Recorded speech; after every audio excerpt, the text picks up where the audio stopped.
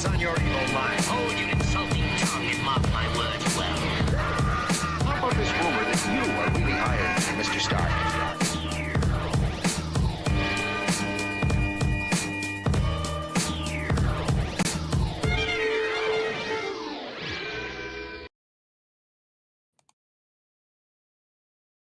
Hello, and welcome to another exciting episode of the Comic Book Chronicles.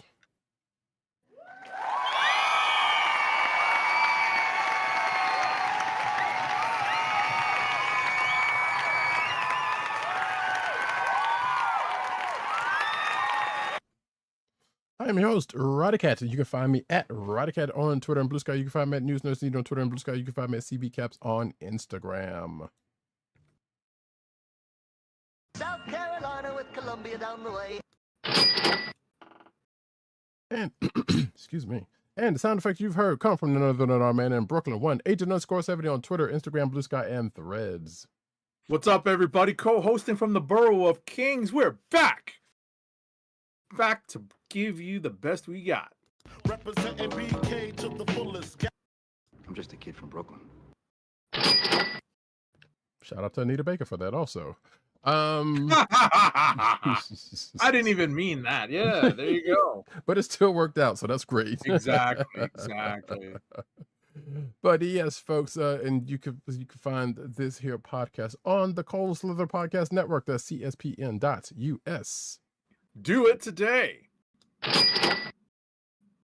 can also find us on your podcast perusal place of choice, whether it be Google Play, Apple, iTunes, Apple Podcasts, Spotify, or the Cold Slither Podcast Network SoundCloud page. Make sure to click like, subscribe, and leave us all the positive 5-star reviews, especially on Apple Podcasts, because that helps people find our show. Indeed. All right, folks. Well, you know what? We'll get to that in a second. But we're going to just go ahead and start off with the shows of the week so that we can have a nice little blend session here, so to speak. But so we're going to start off with Monarch, Legacy of Monsters, Season 2, Episode 10, which is the last one of the season, called Where We Belong. Yeah, Where We Belong is kind of an apropos title in this because we find out that one of the theories that was posited by one Bill Randa during the course of the flashbacks of the first 2 seasons of Monarch proves to be true, right? And with that, we get a little bit of we always have to remember, and we've said it before, and we will say it again here. We have to remember the timing of this particular show in the grand scheme of the timeline of the legendary monsterverse, multiverse, the legendary monsterverse, and we're still behind. I believe it's Godzilla, King of the Monsters. And we haven't gotten to King of the Monsters yet, I don't think, in the timeline. I believe that's the case. Right. I would really love to read the actual timeline of things, but yeah, continue. Right. No, but like I said, at the end of the day, we're still in we find out that Isabel Simmons is a player here, because we're going to be introduced to the senior Simmons in Godzilla. I believe it's Godzilla versus Kong. Yeah, it is Godzilla versus Kong. And so that's like we said, that's a couple of movies down the road from where this Monarch season lands in the overall timeline. But at the end of the day, we have the stuff that you thought was going to happen with Titan X, which is very reminiscent of 60s Mothra themes that were explored in the Toho movies. We have Titan X kind of going down the story of Titan X going down those same paths, and King Kong being the primary kaiju titan that Titan X is interacting with. And ultimately, we actually get some really cool action sequences in this episode. There's a great, uh, I guess it's a classic looking human characters avoiding Titans as they're stomping around and fighting scene that is very well shot. I think I feel like that's where they blew a lot of their budget, was on the last several episodes of this season, where it was a bit more Titan action heavy. So I'll jump to the ending and then I'll pass it to Roddykat for his thoughts on the episode. But at the end, we have kind of a happy ending, but kind of some unsettled family business, which leaves us with parts of the Randa extended family tree kind of split off. At least one part is off doing their own thing, and the other part, the part that I care about, because that's where Kate and Keiko are, is kind of the main group that we're following, the main protagonist group that we're following moving forward into hopefully season 3. And with that, I'm going to hand the ball off to Roddykat to run the play and hit the gap. So that's a sports ball reference, folks. Yes, that is a sports ball reference. I was just going to gloss right over that. I recognize the sports ball reference, but I'm just going to, no, we're not doing this. But first of all, shout out to Von Gloom, who is in the chat, who says they're in the OR watching all scrubbed up. And I'm sitting here like, yes, I'm aware you work in the hospital, but I'm also not aware. I mean, I'm aware that you, as far as I know, unless you just had a recent change, did not work in that particular part of the hospital. I know you're in IT, so you saying you being scrubbed up in the OR. I was like, wait, when did this happen? And not to give away you give your business out there like that, but I was about to say, should we talking? So should we have been watching and reviewing The Pit as part of the show? I know, right? You know what? Well, that brings up. I love The Pit. That's a thing. I know you do. But I was like, I can't imagine, or maybe some do. I was like, I can't imagine any like doctors and nurses be wanting to watch those kind of shows because they live it. But at the same time, I've seen people in the Army play Call of Duty a lot, so it's not like, no, trust me. One of my doctors watches The Pit also. So yeah, and I figure some probably would do. It's like, you know what, this ain't, or sometimes it's like I'm a critique the science, or the critique the methods. No, usually they'll have like people on hand to be like, to advise them on stuff, to see how close they got it or real they got it kind of situation, or just to tune out and be like, you know what, this ain't mine. So right. But okay. So Von Glue says had to fix an ORPC. So technically, you did have to do some surgery, but just not on anybody. Right. I got you, and I know how PC tech goes. So I feel you either way. Yeah, they don't use Macs in the hospital. Goodness.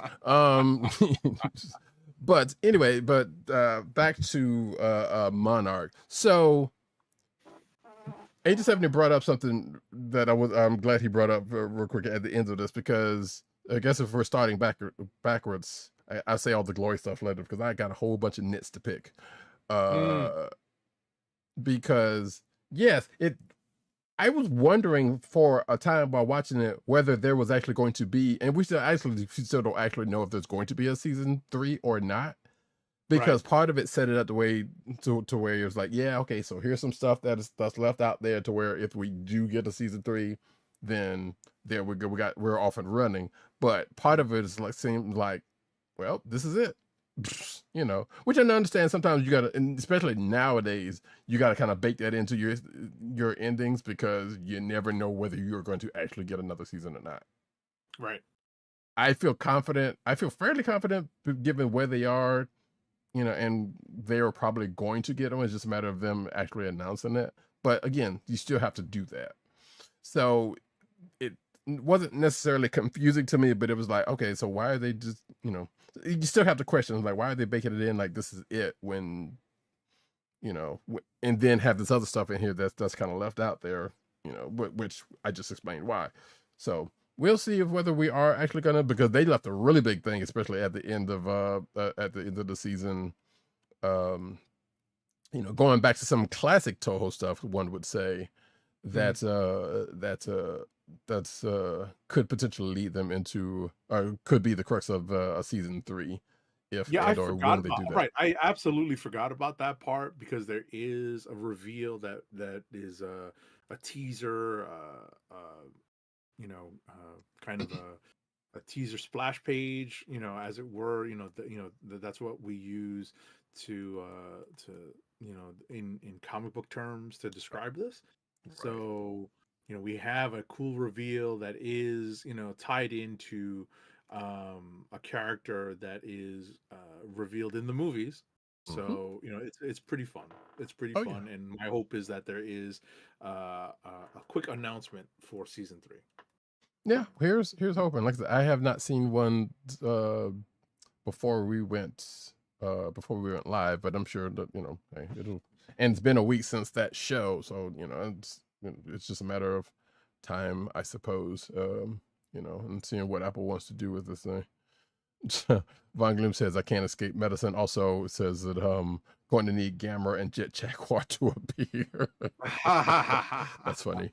I feel like one could probably do before the other, but that would be real funny if Jet Jaguar would just roll up and be like, "Oh no, we found this old robot under Skull Island or something." But that right. I mean, Gamera is not really right. I was about to say Gamera is not really a property for under the Legendary banner, because I don't think that's a traditional Toho property. So that's true. You've mentioned that before, yeah. Right. So, but I can imagine Jet Jaguar coming in. To be perfectly honest. Yeah. I mean, and also, I guess we could say this now. I mean, we could continue to say this now because now we're going to have to start distinguishing between Godzilla World and the Legendary Monsterverse starting probably at the end of this year. So, who's to say, something weird couldn't happen to where they could bring Gamera in, to the Monsterverse or something. It's like, well, it's not our property, but we can try to license them in somehow, for the Monsterverse.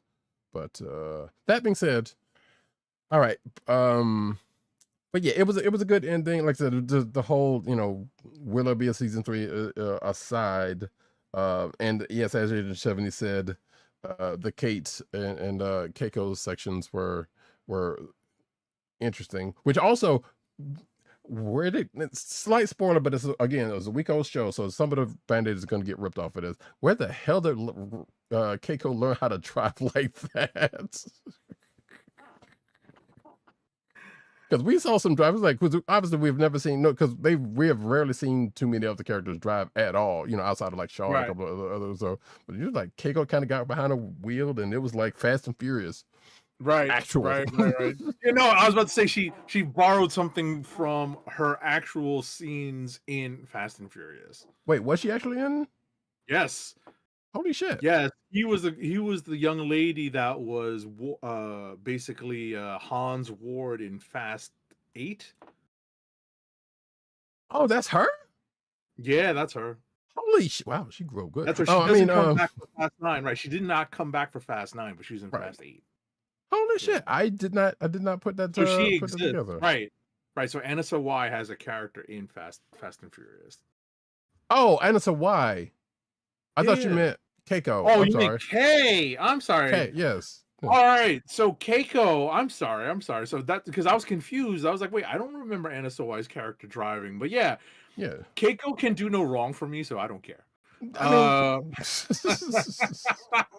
fair, except for the fact that like I said, there, as Agent 70 said, there was a big Titan on Titan fight, which I love how how that got resolved, because because also we see, because just like we saw a couple of episodes earlier, Godzilla has a job, so does Kong, that which has already been established, and at the end of the fight that happens in this last episode, Kong's like, you know what? Handy business.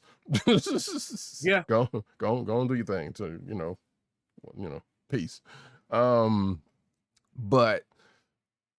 And I know, sometimes you do stuff for server because she was like Kay was just kind of going at it with the driving, but at the same time, I'm seeing her like that would have been a get your ass in here fast because you see several times, which is going to be a nitpick coming up real soon, but you see characters hauling ass, running during the course of the show, and in one particular scene, a bunch of them together, and boy, that was a nice shot.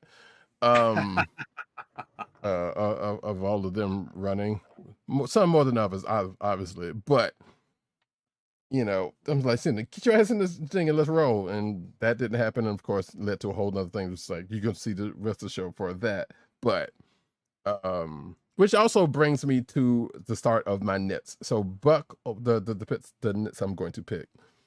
Why was there a character who ran out of one scene to run directly into another one, which should have been nowhere near where they were at the end of the episode?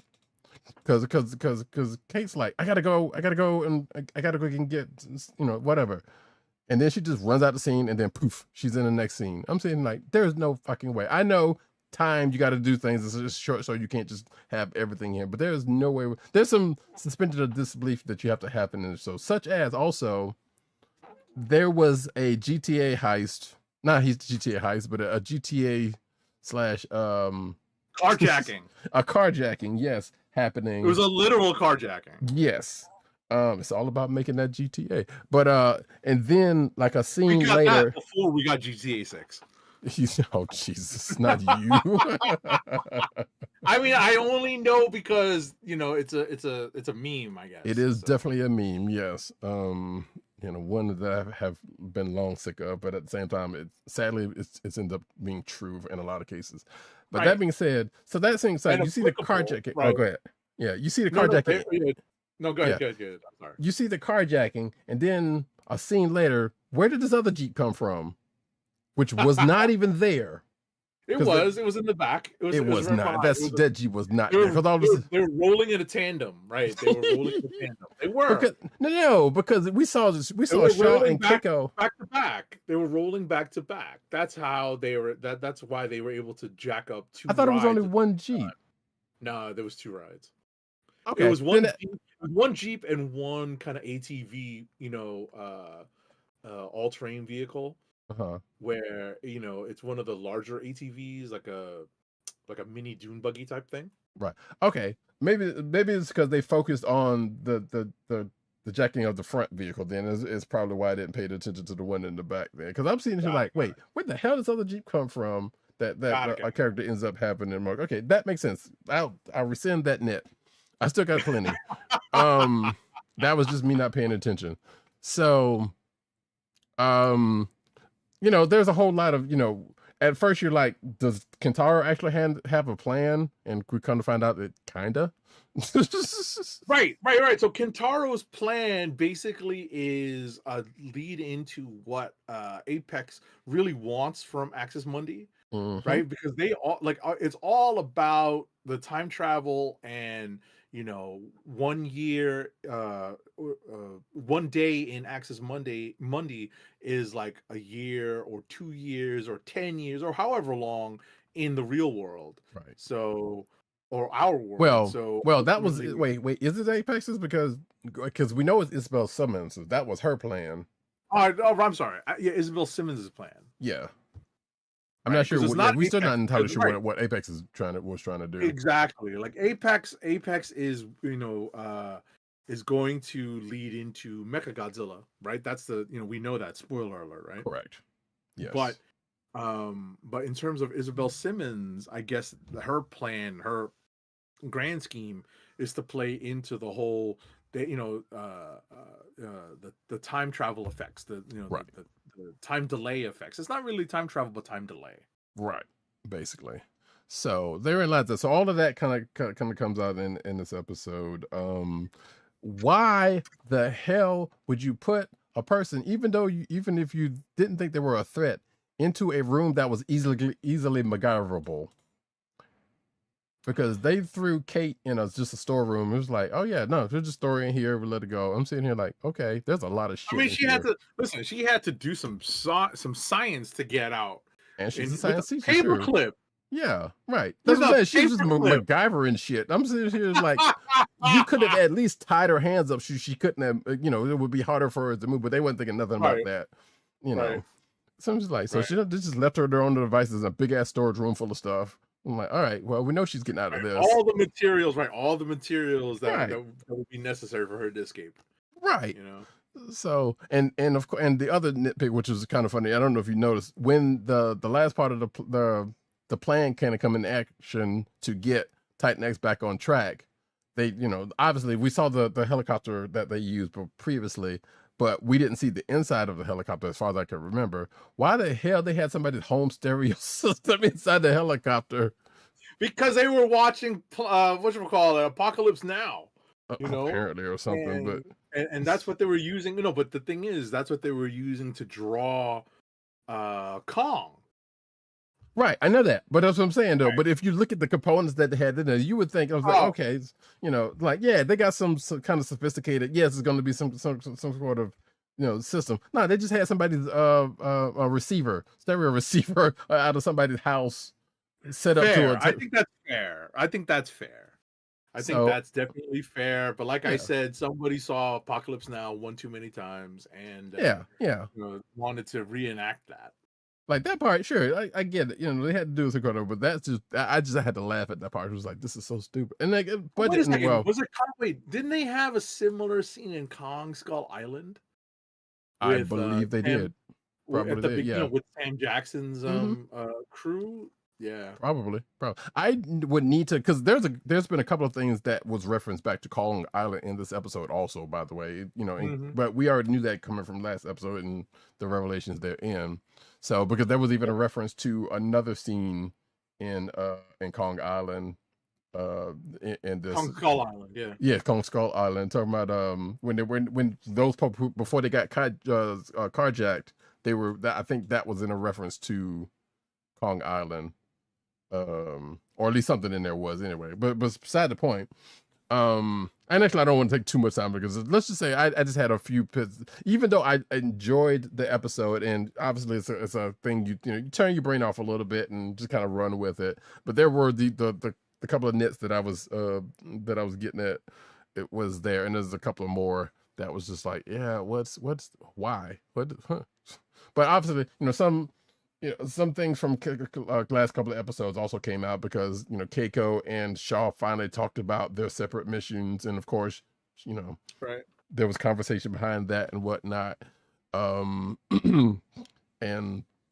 of course the recording comes back into play. So which is the thing and yada, yada, yada. The funniest part about the episode was a character, reliving his football days. Yeah. That was too funny to me. I was like, okay, I didn't think you had it in you, but you did the thing. So, and of course we saw a little bit of action from Isabel Simmons, flashing back to her Prey days. Just a slight bit, but overall it was a fun episode. It was just like I said, the couple of things that I had that had bumped upon were just there, and kind of hoping there was a season 3. I was slightly hoping there was going to be a main character probably leaving the show, which I guess technically could be the case if there is one, because one of the scenes that I was talking about made it seem like that was, this is going to be it. Made it seem like they might not have any more flashbacks starring one of the characters, but I don't know if that's actually true or not. Right, I get it. So. But I don't see how that, even with the scene that seemed to suggest that would be the case, that doesn't mean they would stop the flashbacks, I don't think. So it's just a matter of there won't be any characters seeing each other, whatnot. But nevertheless, that was Monarch Legacy of Monsters Season 2, Episode 3. We'll, whether we get another season or not of that, we'll stay tuned because we'll definitely let folks know. When that happens, or if that happens. But the next show we're going to get to is actually another banger of a season ender. Hopefully you don't get spoiled on this, and we will not spoil it for you. But Star Wars Maul Shadow Lords season 1 episodes 9 and 10, which are called Strange Allies and the Dark Lord, which realistically in itself could tell you a whole lot. Yeah, seriously. So episodes 9 and 10 of Maul Shadow Lord really end up being like a combined thrilling season finale. Like, it was pretty awesome. Like, this was a great season finale told in 2 parts. It was released on Star Wars Day. May the 4th be with you guys, with you all. And we get some of the best lightsaber combat put to screen, right? One of the jokes I made to Roddykat in our pre-production meeting earlier was that live action could never, because it was, really thrilling to see how the animation in Star Wars has progressed, how the animation of lightsaber fighting has progressed, and even storytelling. Although I did have a few nits of my own to pick with some of the choices that the characters made and some of the storytelling beats that Dave Filoni, I guess, ultimately decided to put into these episodes. But I will let Roddykat, give his thoughts. But I was very much impressed with the story told in this first season overall, and how the story of the first season was concluded in these 2 episodes. Roddykat, take it away. Right. And before I say anything, I don't know, as far as I know, probably not everybody have seen this, but Sam Witwer, the voice of Maul, was out there the day that that they did this premiere. Was like, please don't spoil the episodes. I beg of you. He even basically said those words. Which, like I said, told Age of 70 prior to the show, it's sad that we live in a climate that people are so readily feel free to do so, kind of situation. It being the internet and all, and it kind of right sucks. Without really giving any thought to the other people who have not yet had a chance to watch it. I will say though that Sam Witwer appeared as a guest on a couple of podcasts, in, I guess, promotion of this season finale, and trying to promote his work here. I listened to one and it was great. Shout out to the House of R. So please continue. Yeah, sure, no problem. So I've seen in previous, or talking about previous episodes of talking about an unearned Duel of the Fates bringing in, and I feel like I see where people are talking about in this particular episode, because that was a nit that I had in this one, because at the beginning of the episode, it's not that big of a spoiler, because you see Maul come in, so a lot of times, especially if you've been watching the show, Duel of Fates pops in, which, not mad at it, because it's a great song, especially when it comes in. But as far as the intro to the show, yeah, it very much wasn't earned. However, there was another character that pops up that did absolutely had an earned intro of their music come in, and it was awesome. In episode 9, which was basically the kind of the crux of the 2 episodes, because of the character showing up, which was also unexpected, honestly, at least in this time frame. Well, not in this time frame, but because we know that the character was around, but you wouldn't really expect them to show up here. But also, in a way, you kind of, if you especially been reading the comic books, you kind of figure that the character would possibly show up, given the who they are allied with, put it that way. As Vine Gloom says in the chat, the last episode reminded him of Rogue One, and as I said in the chat, that's purposeful, because I'm pretty sure they meant to do it that way for a reason, because this is all of the show is doing is setting up Maul getting to that point. Yep. So the fact that what happens in these 2 episodes end up having to kind of further that point was definitely purposeful. I feel very confident in saying that. But that being said, we've seen a couple of inevitable. Well, we've seen at least one inevitable event happen with a character. Another one I actually didn't expect to happen, but I guess it was. I guess the writing was on the wall from that one at some point. All I will say is that we just see a couple of inevitable things happening because, like I said, the show just came out a couple of days ago, and I don't want to really spoil it, but there is a meeting. There's a couple of inevitable falls, I guess you could say, and we know it's getting a season 2, so we know that the story is going to continue. So, yeah, I don't know. Von Gloom says, had no idea that Redacted was partially lightsabers. Yeah. That's been a thing for a minute. I don't think he's rocking Beskar, but yeah, but that has been a thing. And I've actually kind of always wondered about that during the Star Wars and that, because I don't know if there's actually ever been any real explanation of that. But maybe it is Beskar and we just don't know. Who knows? I don't think that's the case. But regardless, that's a whole nother situation. That's a conversation for probably next week, or some other time, or offline. I don't know. I was about to say, I would say join the Discord, but no one knows about the Discord, so except for the three of us. Oh no. So, but that's whatever. Maybe soon. Who knows? Regardless, though, I would say if you have been keeping up with this show, and you've not watched the last couple of episodes, please do yourself a favor and do so, because it was absolutely great. Like Age of 70 said, fight scenes were probably some of the best in Star Wars, even though, animated, you can do a little bit more than you can in live action, or at least you used to be able to do in live action. You can probably do a little bit more now in live action, but sometimes they don't.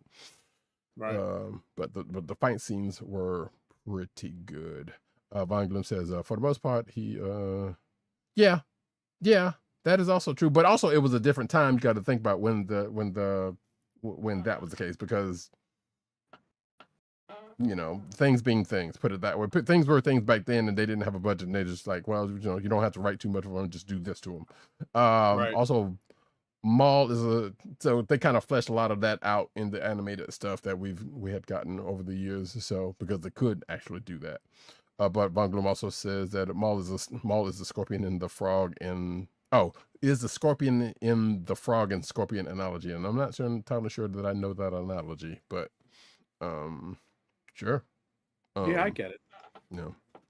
That being said, though, speaking of well, I was about to say, oh, go ahead.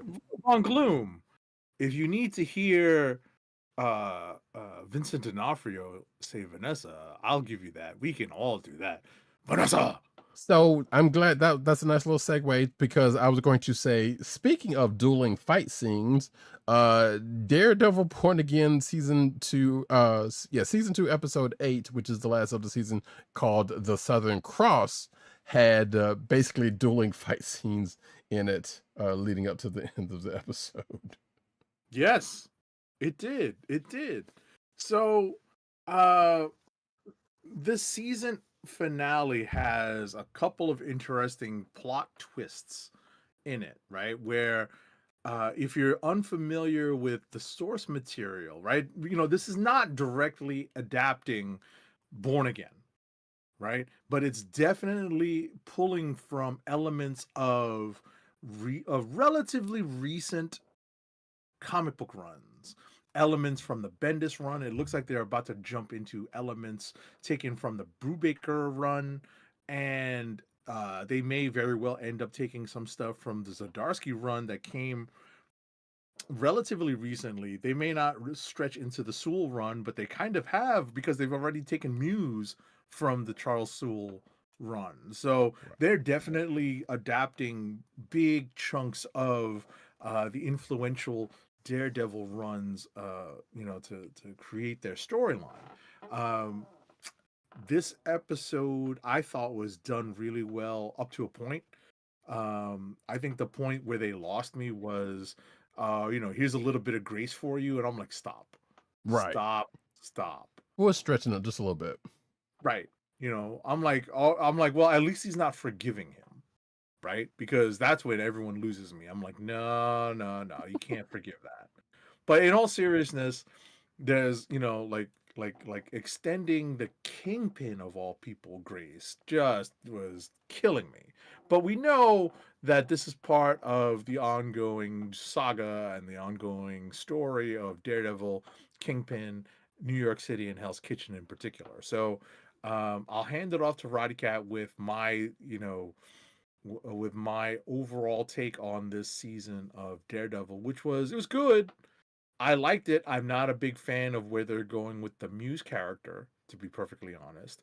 But I'm interested to see where they go in season 3. What do you think, Roddykat? Yeah, I think with the Muse thing, that was as I've seen other places that was kind of telegraphed, and it very much was. And Yeah. But that being said, I'm partially kind of agreeing with that because I'm like, well, you had a perfectly good Muse already that you didn't have to kill off to do this. And we are, and I am aware that yes, there was another Muse in the comic books after the original one as well, but still. The liberties they've been taking in with the MCU didn't necessarily have to extend that far. That being said, Von Gloom says, first of all, thank you for breaking down that analogy. The frog and scorpion analogy. Von Gloom says, definitely not a direct adaptation because spoiler, well, it's not spoiler, it's years old, decades old story, but because Karen is alive.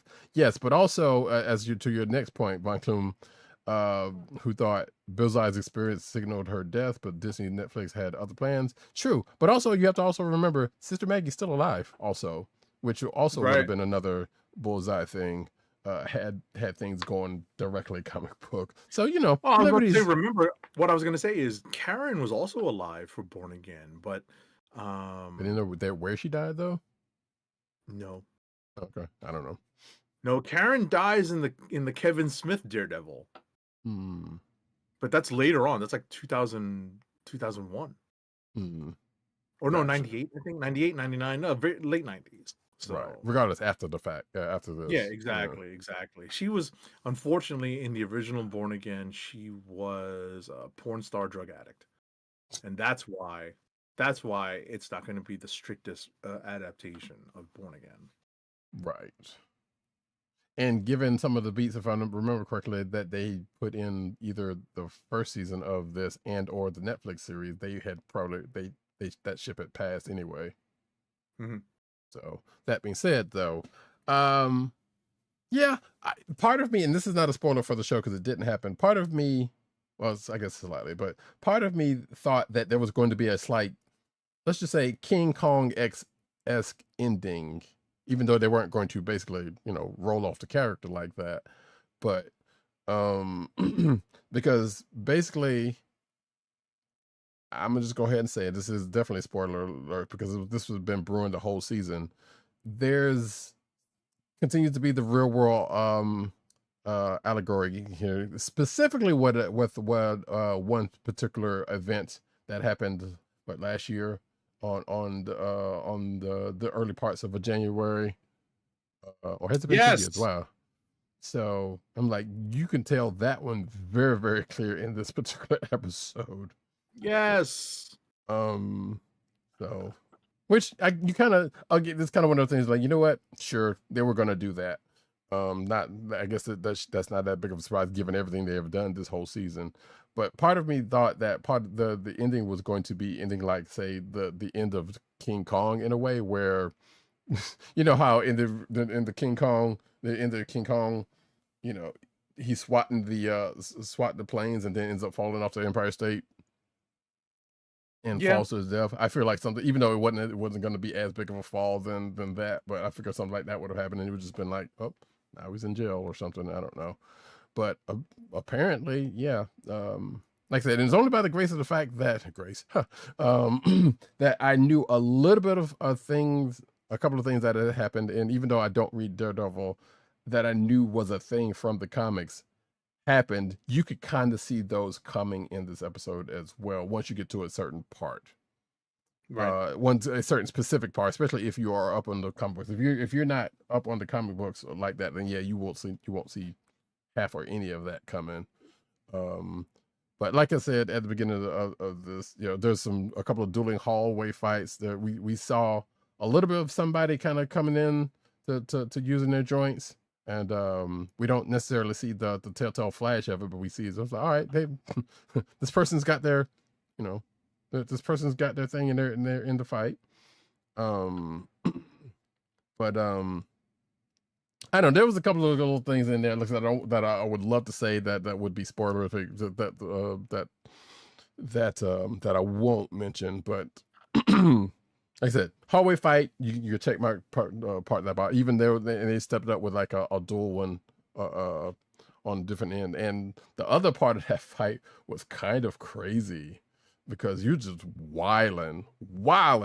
Just straight up wild. I'm like, oh, okay? All of this is like you don't give a fuck anymore.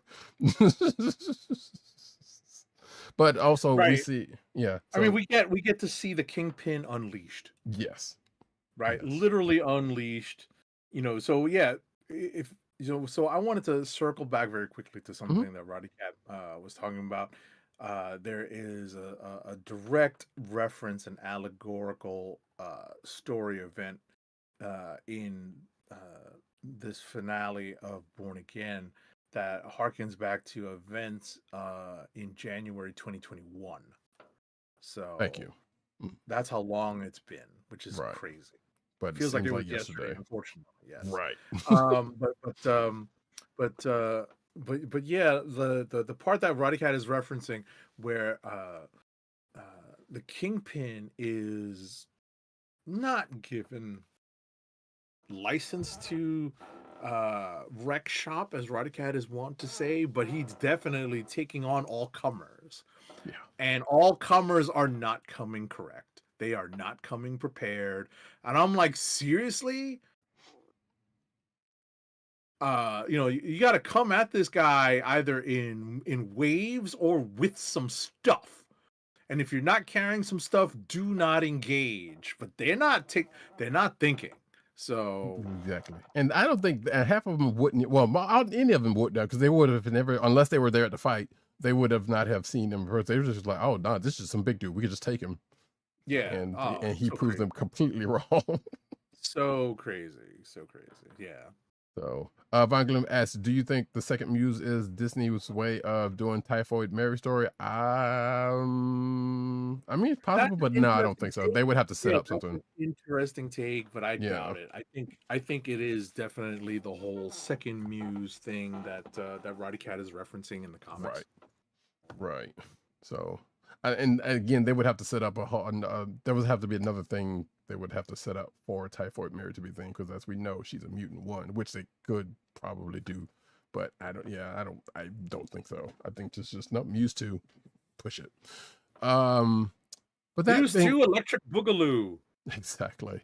But just kind of round this off, we do see I suppose you could say an inevitable cameo by a character that we expected from that would have and possibly should have popped up in the last season finale, or at least one of, I would say. So that has been referenced in a couple of episodes here and there, which again still has me needing to go back and watch a couple of the old Netflix shows, including The Punisher. And no, it's not The Punisher, but I'm just saying that because we know we have the one shot special coming up next week.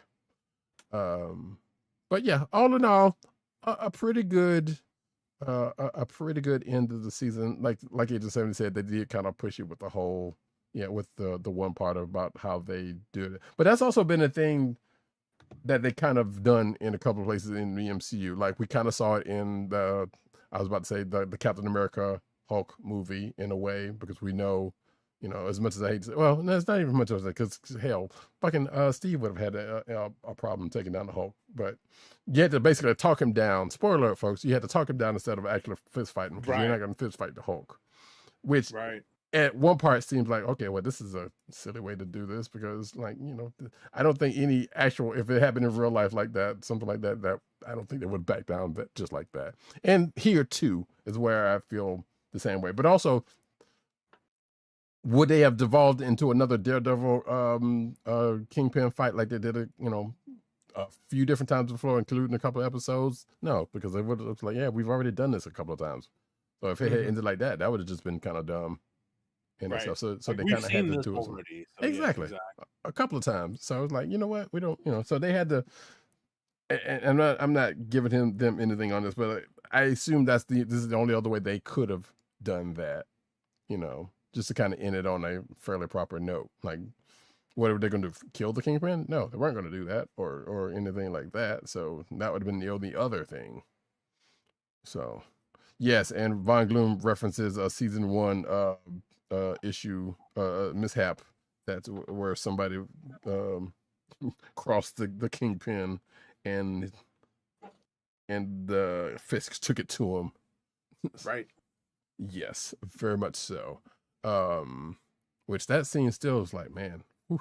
Either way though, that's Daredevil Born Again season 2. It's a wrap, and pretty much everything we have talked about this, like I said, everything we've talked about this week, show wise, is wrapped up for season. So we're just waiting on announcements for the next seasons to come out. We already know about Star Wars Maul, so that one's already out there before the show even started. It's just the other two we got to see. We're waiting for. But if you haven't had a chance to watch them because they're good stuff. Especially if you've been keeping up with those shows. That being the case, we're going to move on. But before we get into the books of the week, really, really quick, Agent 70, go ahead and get that stack out again, because hopefully. Oh, no, I was about to say, but even before that, we'll talk. I'm just going to talk. Oh, right, the boys. I'm sorry. Right. I keep forgetting about that. Very right. It's okay, because, you know, I get why people are going to forget about it, because it's no longer just satire. Unfortunately, it's become satire of itself. You know, The Boys is coming to an end. There are just 2 episodes left now after episode 6, because there's only 8 in this season of in season 5. And yeah, this is, you know, rapidly getting to the end game, quote unquote. And you know, lots of plans are in motion, lots of plots are in motion. We have in this episode, that is, a particular plan goes sideways because one character looks at things just a little too analytically and does not take into account a particular family relation and a connection and relationship that eventually leads to a decision I foresaw, but you know, apparently the character who was calculating the odds here just didn't foresee, because they were just looking at the odds kind of as a stand-in of like a computer program and or an AI, and not taking into account the actual human factors. So bottom line is, and I'm not talking about what actually happens in this episode, but rather just some of the overall things that I saw. We are 2 episodes away now, and you know, I'm sure it's going to be pretty crazy. There's going to be lots of blood, lots of bodies, because as far as I know, the original comic books do not end well for several of the protagonist characters. And with that, we can move on. Okay, gotcha. Does, I guess at this point, and I probably should wait till the end of the season, but I'll ask you now because I'll probably forget then. Does this make you want to read those books? Not really. Yeah. Not really. I mean, but at the same time, I am in a particular spot where I'm just overwhelmed with the books that we have to read on the regular anyway. Fair. Right, and going back to read an entire run, I forget how many issues that would involve, but it's not. Yeah, I just don't have that kind of bandwidth right now. And even on, let's say in advance of travels, which I do have, and I would be, kind of setting up a reading list to make it through that. If I had access to it, it would be a consideration. Mm. The same way Invincible kind of is on my list of priorities, right? Because Mhm. I'm in a comic book shop and I see people pulling like Invincible trade paperbacks, to read and to kind of pull and read, as to get to the point of the point of the story where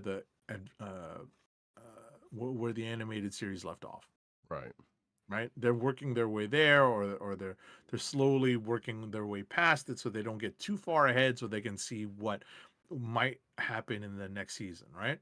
Right. And am I curious? Yes. Is it going to get me into reading that stuff? I'm a special case, Right. right? I wish I was the person who's not reading all this stuff on the regular every week, you know because I would have more time to kind of digest it. So Yeah. that's so I think I'm a particularly different case. Yeah. Fair. And yeah, and I am within that category as well. I'm still at some point. Invincible is probably going to get read at some point, probably before the series ends. I would think. I would hope. But Got it. we'll see. We'll see if that actually ends up happening because yeah, we do read a lot of shit. So Right, and we that have other things to do. Like we have our regular lives to deal with too. So yeah, yeah, yeah, it's a lot. It's a yeah. lot. Indeed, indeed.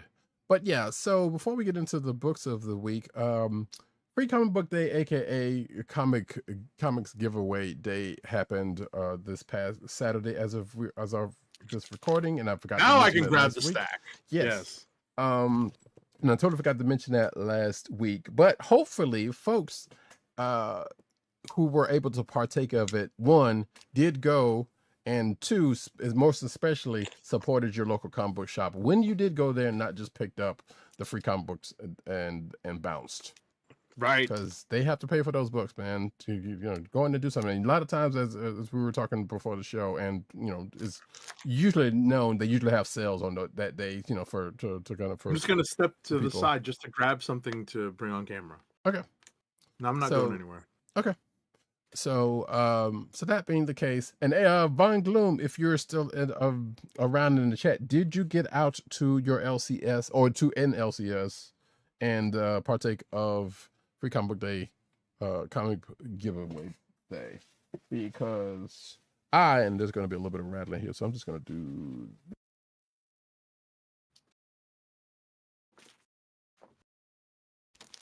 I specifically wanted to show what I did to support my comic shop that I regularly go to. This is my regular comic shop now, where I keep a pull list. So I definitely support them, in addition to, obviously going to grab like stacks of free books. I grabbed a bunch of stuff for my niece, the kid stuff. Here I definitely grabbed like a nice stack of kid stuff for my niece. You can see here the Spidey and his Amazing Friends cover of the Free Comic Book Day book in this little bundle. There's some great stuff that they had for kids. Very quickly, there was a Spidey and Amazing Friends, a Sonic the Hedgehog DC book, like a kind of a team up book, a Supergirl's Superheroes book. I'm sorry. And I believe that DC Sonic book was probably the prequel to this week, which I'll be talking about later on. But they basically Right here. probably I think they probably reprinted part of the first crossover for the. I assume I haven't read that yet, so I don't know. But I'm assuming, in like I said, but because the new crossover that is out this week, they might have reprinted some part of that old one. Right. There's some great stuff in here. There's a My Little Pony with a gem and the holograms. I think this is a reprint of a gem and the holograms book in the back. Oh, right. I think we talked about that. Yes. You know, and there's a cool Garfield book from Boom. But that's the kid stuff. There's plenty of cool stuff. There's lots of Stitch. Yes. Stitch was pretty popular. There's a coming out. Dynamite Stitch, right? There's a Dynamite Stitch book, as well. They even had a manga Stitch book, right here, the Stitch Forever book. This is manga style, to be read right to left. Right. So, but yeah, I definitely picked up some cool kid stuff for the niece. Nice. And Roddykat, you can start by sharing some of the grown-up stuff that you got, because I got a big stack of the grown-up stuff as well. Yeah. So, and Vine Gloom. So Vine Gloom, to answer my earlier question, said that he had to work that weekend and wouldn't be visible because he had to rest for the night shift. Understandable. Also says that's truly outrageous. Well done. Yes. I think I did see that. Because I know we had talked about that My Little Pony Gem and Holograms book, and I think you are right in that it's a reprint. So. In my local shop, like once you come in the door, they usually have the table where they have like the kids, the kids stuff, and I think that's where most of the kids free comic books day stuff was, and then someplace in the back was where the stuff that I'm about to show was. So, which is of course. Oh, actually, before I get to that, so when I went in, actually, let me just where is this? I basically went and picked up my if you're checked out my Instagram, you've already seen this, but this is what it is. I picked up my books from last week, which was like the stuff we talked about last week, or a lot of it. There might be a Stitch anime, but there's definitely a Stitch manga out there. Because like and that other the Dynamite book is, I think, if not starting this week, it's starting next week. The Stitch Dynamite book, because that was one that was already coming. But also picked up basically the whole set for at least right now of this book called Astrobots. I have yet to read these books, and we don't get them in review copies. So, but it seems kind of up my alley. I meant to actually read the first issue before I got the rest of these, but I had them set these aside in my box for Free Comic Book Day anyway, because I knew I was going to get my other books, so I didn't necessarily have to do that, but I did. I do love me some mecha style stuff, so I was like, you know what, this book kind of spoke to me a little bit. It's Cy Spurrier and Philip Knott. Cy Spurrier is doing the writing, and Philip Knott is doing the art, I believe it, and it's by Massive Publishing. So I will have to read that and give impressions on it at some point. So I don't know if it's ended or not. Now, as far as the Free Comic Book Day stuff, of course, had to get the Energon Universe book for this week. Of course. And Vine Gloom, that's another thing I was going to tell you. So if you are able to go into a comic book shop, check and see if they have any leftovers. Yeah, they might say, because there's a good chance that they probably will, and you can pick some of this stuff up still. So if you're looking to do that, agreed. I think because mine did as well. I went. And I know to pick up definitely my mine books this will. week. Yeah, I picked up my books this week, and they were still putting out Free Comic Book Day books that they had not had room for, or they forgot to put out, like that the Spidey and His Amazing Friends Marvel Kids book that I picked up not on actual Free Comic Book Day, but this past Wednesday, because there's just only so much room for them to put that stuff out. So So yeah, so there's definitely a good chance that they'll have some extras or whatever. Even if like my store was kind of, they weren't like pack, but they from what the store owner told me, they did some pretty good numbers. They set a record for themselves this year, so that's pretty good, and he was pretty happy. So that's a good thing. But anyway, like I said, the Energon Universe book. So be warned about this, and there's other reason why I'm telling folks this right now. They put out the there you go. So somebody also has this copy up. This is the Free Comic Book Day version but there's also a version that is out this week for sale, and it's pretty much the same thing. There might be a different cover.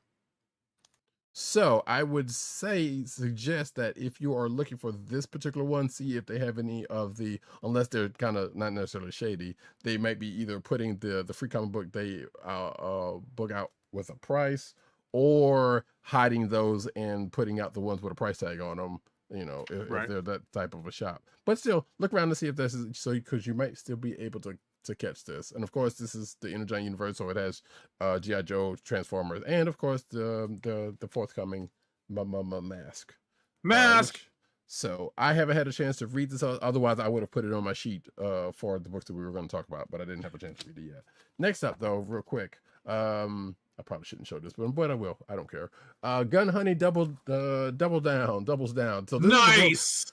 This is the book where I know a while ago, Agent 70 was reading these books, but there have been a lot of the books in this universe to come out. I have not checked out any of them properly, with the exception of probably like the first issue or something. So, but yeah, this is a free comic book day book of that. There is the Masters of the Universe Comics Giveaway book. Yep. I got that. It also features Dungeons and Dragons. Oh yeah, yep. Agent 70's also got that one as well. So there you go. And this is, I guess, it's the fallbacks, and it's not like, you know, the Dungeons and Dragons cartoon, but these are whatever.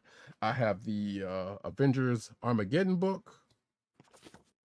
Yep, there we go. Which also has a Reborn Ultimate Impact on the thing on the back of it. So therein lies that. The other Spider-Man book I didn't see. You didn't get this one? No, because I didn't see that one. If it was there, it might have, I don't know, because they usually have it on like an end cap or something like that. And I'll go there this weekend, and I mean, I'm gonna go pick up my books this weekend anyway, so I'll go check. But I didn't see that particular one. And they usually have all the Marvel stuff, so I wasn't, you know, so either it wasn't that, or I just missed it, quite possibly. Gotcha. Right. So this is the Amazing Spider-Man free comic book day book, and you know, and it has a Queen in Black badge on the cover. Right. So, and wait, did I? You know what? The other one, I guess I didn't see that one either. The X-Men one. Did you get that one? X-Men one. I did not get that one. Yeah. Oh wait, let me make sure. I am almost fairly certain I did not get that one. But I believe there was the or unless that one's with the Spider-Man, I can't remember. If it was like a joint Spider-Man X-Men one, but no, it was Avengers Armageddon, and then there was X-Men by McKay and Vicentini. So that's okay. So it wasn't this one. So I did get that. Okay, yes. Right. So it's contained. Right. The X-Men book is contained in the Armageddon one shot. Gotcha. Okay, so I wasn't tripping. So yes, I did pick that one up. And last but not least, the Street Fighter one from Udon. There was another one. I think there was a Mega Man one that was there, but I didn't pick that one up. And I did not get that. Yeah. And I think there was. I get that. I got a Power Rangers one. So that one I didn't also pick up, but I might go back and pick that one up because I know I saw them. Like there was a couple of them I didn't pick up, and I know Agent 70 is going to show at least one other one that I didn't pick up, but I'll probably go back and pick up. Right. There was a preview of that Deicidium book from Image. Oh yes, yeah. Let's see what else. Did you get so you didn't see the Aliens, Planet of the Apes and Predator book? I did, but didn't pick it up. Yeah. How about I might do that. Also pick that one up this weekend. Right. I was just telling Roddykat they when I went to pick up my books on Wednesday, they had a few books out for a free comic book day that they did not have out when I was there on the actual day. There was a Nice House on the Lake, the Vertigo book. They had that one also. Free comic book day book. There was the DC Next Level book. I didn't pick that one up. I specifically didn't pick it up because, like I told Agent 70 earlier, half that stuff we already been reading. So, there was a Lock and Key book. Yeah, from IDW. There was a Something Is Killing the Children book from Boom. Yep. The Supernatural book from Dynamite. And this was from AWA, which is cool. The Ultimate Oz universe. Now that might be the only one I don't remember seeing that one. But I saw that one on on the site that was a On the thing. list, But right? yeah. Exactly. So that was pretty cool to see. You know, like it's always funny to see which books your store gets. Mhm. Very quickly, I wanted to show a couple of the things that I bought on Free Comic Book Day that I actually paid for. One of them was a trade paperback in the DC Compacts Comics series, right? This is The Authority Relentless. This is Hitch and this is Warren Ellis and Brian Hitch, right? This is a giant mini trade paperback. $10. These compact comics series are a pretty good bang for your buck, Mhm. right? Right here. Yeah, there you go. This is The Authority. I did not collect this. When I saw this, with the discount that they give you, that we're giving for buying trade paperbacks on Free Comic Book Day, this is a pretty good deal at whatever percentage it was off $9.99, right? And I picked up a trade of Nightwing Leaping into the Light, the Tom Taylor Bruno Redondo run, which I was definitely reading, as part of the show. It was not collecting in whole, but definitely collected bits and pieces. So I was happy to get this trade paperback, this little mini compact comics trade paperback version of this run. So I definitely paid. I bought a few things while I was at my shop for Free Comic Book Day. Indeed. So, and yeah, you know what? Hey, even though Free Comic Book Day, comics giveaway day is bad, like I said, go support your local comic book shops and go in there. There's some stuff Yes. you might want to check out. Yes, and if you have, and if you're, and if you want to do things like getting a pull list, you may want to start looking at things to experiment with, and maybe that will lead you to a pull list. But remember, if you start a pull list, go pick your books up regularly. Yes, because they will definitely be like, look, if you don't put these up in a certain amount of time, one, they will call you before they either put them books back and or cancel your pull. So yeah. Right, because those books should go to people who maybe missed them, or they'll go onto the shelves for people who kind of come back and just happen to see it magically appear on their shelves as Mhm. though it was there for the first time. And I feel like that might have happened with one of the books that I picked up, but I'm not entirely sure. Oh, it definitely happens for me. What ends up happening is that variant covers, especially the non ratio variant covers, right? Let's say it's just Mhm. a nice looking cool variant cover. All of a sudden it'll pop up on the rack, and I'm like, wait, this wasn't there when I picked this issue up, whenever it came out. It's because someone didn't pick it up from their pull list, or they put it back or whatever, and now it's back on the shelves. Right.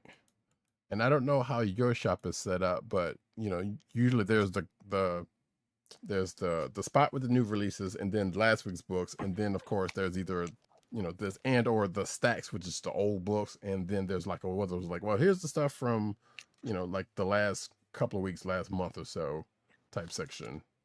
Right. So sometimes stuff will be there, or sometimes stuff will be in, at least in my store, will be in the stacks. And I know the book that I ended up picking up was in none of those places, so somebody had to, and just so happened to be in one of the places when I went back there a couple of weeks ago.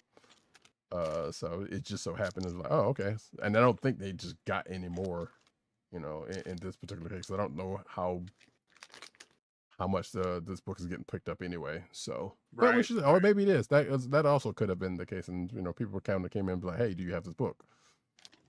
And then they ordered some, which can happen. So Certainly.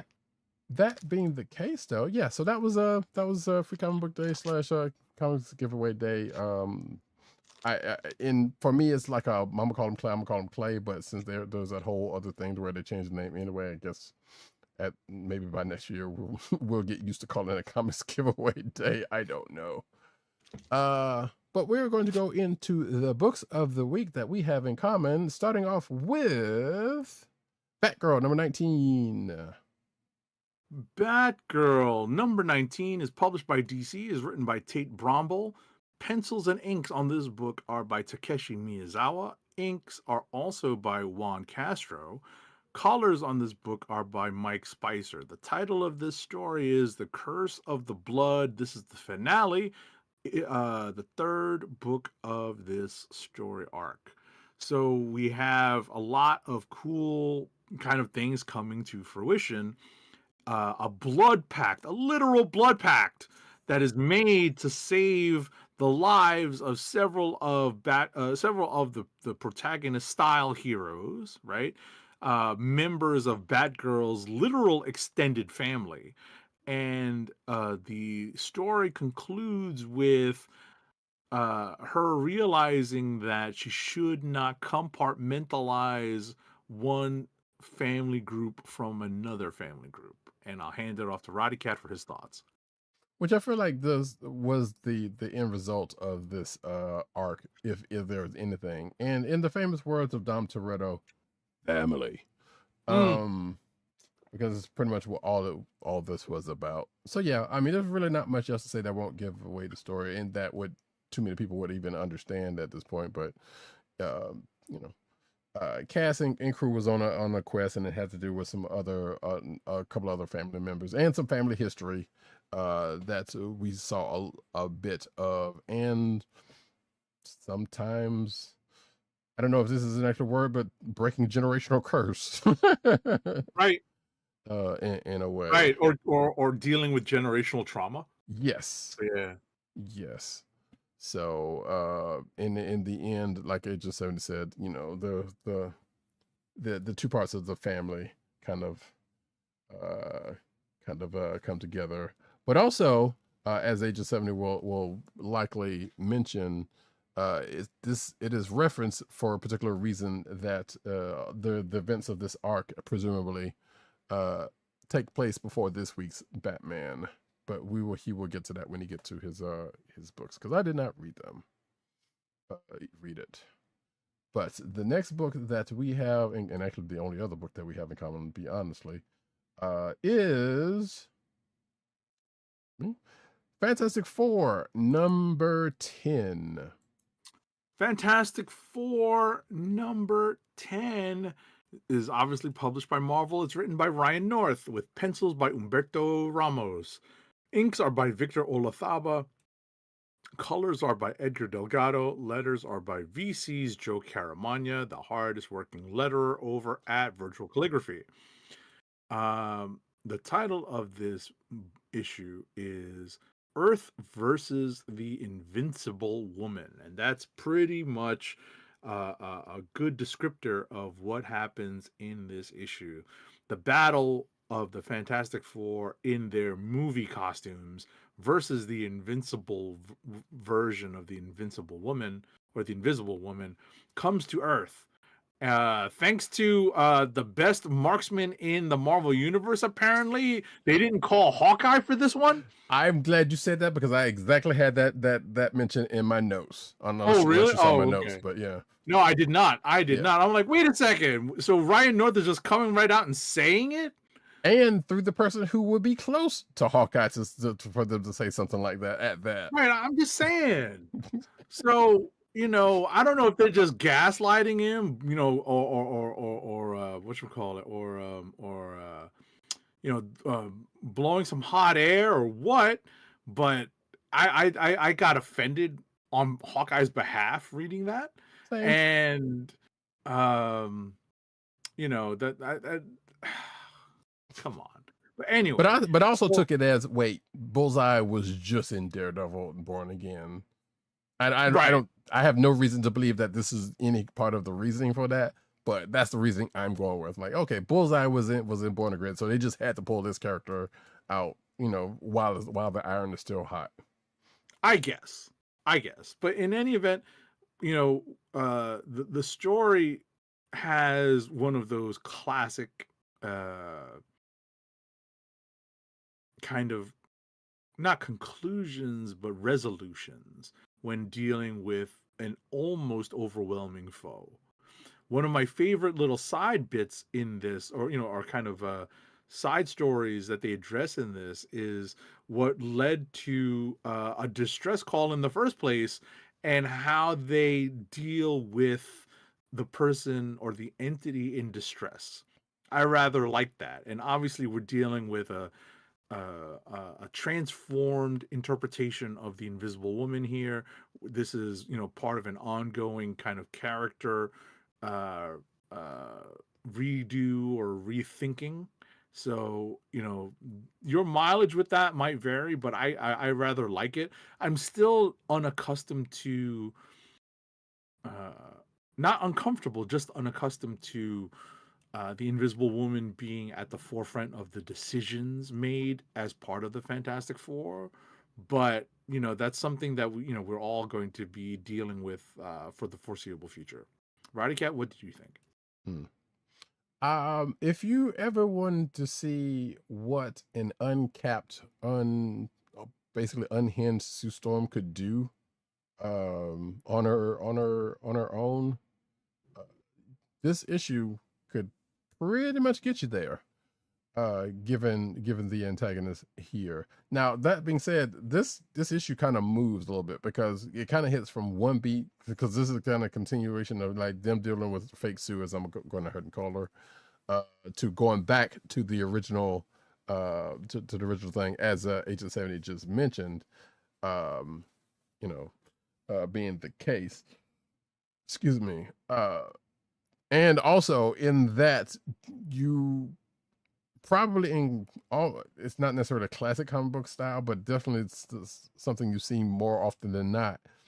You kind of tie a bow on a situation in order to address it or to bring it back later on for something else, because it definitely feels like what happened at the beginning of this book is going to come back as a resolution, is going to definitely come back again at some point. In fact, you can almost already see shades of that, because, what a revelation that happens at the end of this issue might potentially bear that out, as far as something the case. But I don't know. It just feels like, okay, well, that just tied up nicely and neatly, and then tied up this other thing, some way, shape, or form, that's going to come back, because it doesn't feel like something they're just going to like, oh no, that's it, and keep it.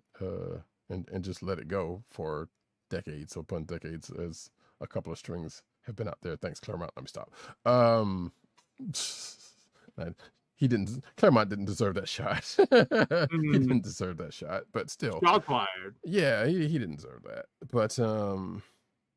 But yeah, that's pretty much, it's a good story. It's kind of funny. I made a joke in my notes, because a character, brings out their arsenal of weaponry, let's just say, I'll just call it that they got from a not relative of theirs, and it was like, oh no, hey, watch this, and they were pretty much dispatched light work, as the kids would say, and there could be a joke in there, because if you know how the Invisible Woman's powers work, there you go. But the one thing I was going to say in passing, what is the deal with Bullseye and clones that they mentioned here? Is that I a was thing? lost. Listen, I got a little lost reading that part. Right. That must have been a recent thing that I missed.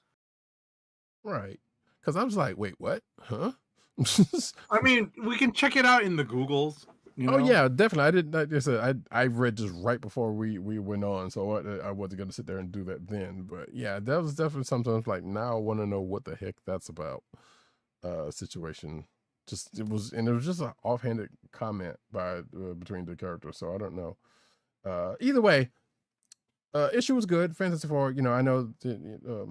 At least here, on the show, we enjoy some Fantastic Four, and Rhino's been doing a pretty good job on them, and I feel like it's safe-ish to say that this was one of them, even though this issue kind of moved a little fast. Oh, I'm sorry, pardon me. The No, clone stuff is from the Elektra as Daredevil era, so it's fairly recent.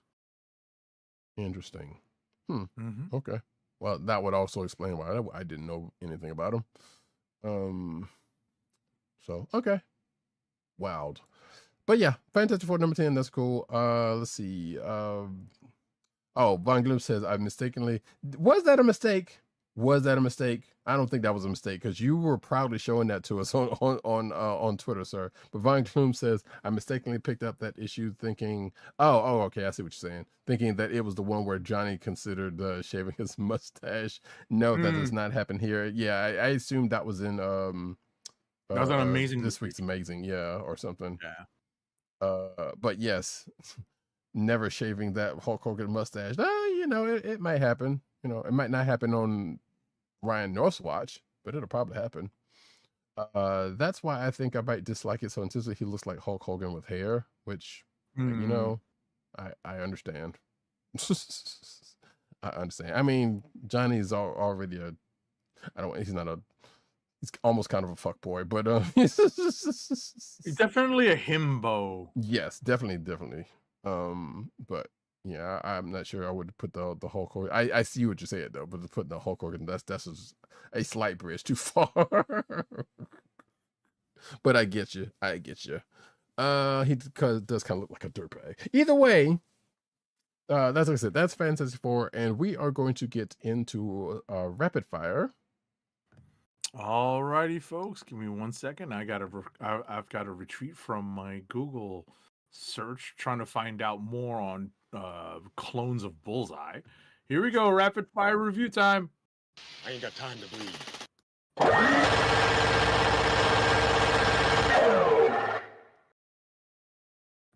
Alrighty, I will lead off and start with Batman number 9, published by DC. This is written by Matt Fraction with art by Ryan Sook, inks by Wade Von Grawbadger, colors by Tomeu Mori, and letters are by both Clayton Cowles and Ryan Sook. The title of the story here is Operation Peregrine, and that is important to understand because the Gotham City Police Department, led by Commissioner Vandal Savage, with the blessing of the mayor Pamela Isley, aka Poison Ivy, have declared war on the Bat family. And they are cracking down on all of the known and or unknown Bat family bunkers / stash houses / safe houses. And the Bat family has been tasked to clean them out as best as they can. And you would think that the Bat family has enough members to do all this, but 2 of those Bat family members are not present and accounted for in the sweep of trying to take to get rid of all of the evidence, right? The 2 specifically are the characters who actually have their own books, Nightwing and Cassandra Cain, aka Batgirl, who we just talked about. So the events in Batgirl number 19 happen before the events of Batman number 9, and we don't know how long before because Cassie Cain's not part of the events of Batman number 9. Things do not go well for the Bat family. The bad guys have a lot of manpower and a lot of advantages that they are employing, and ultimately one of their number gets caught. And I'm not going to spoil it here, but there's going to be a follow-up book coming out very shortly that deals with that person also being in jail, much like Matt Murdock in Born Again season 2, or at the end of Born Again season 2. Which is kind of funny because from the way you described it, sounds like this book has more than one parallel to what happened in Daredevil Born Again. Oh, it definitely does. It definitely does. I have to give Fraction a lot of credit. This arc of this series, or this volume of Batman has proven to be very engaging for me. This is definitely a candidate for Click of the Week for me.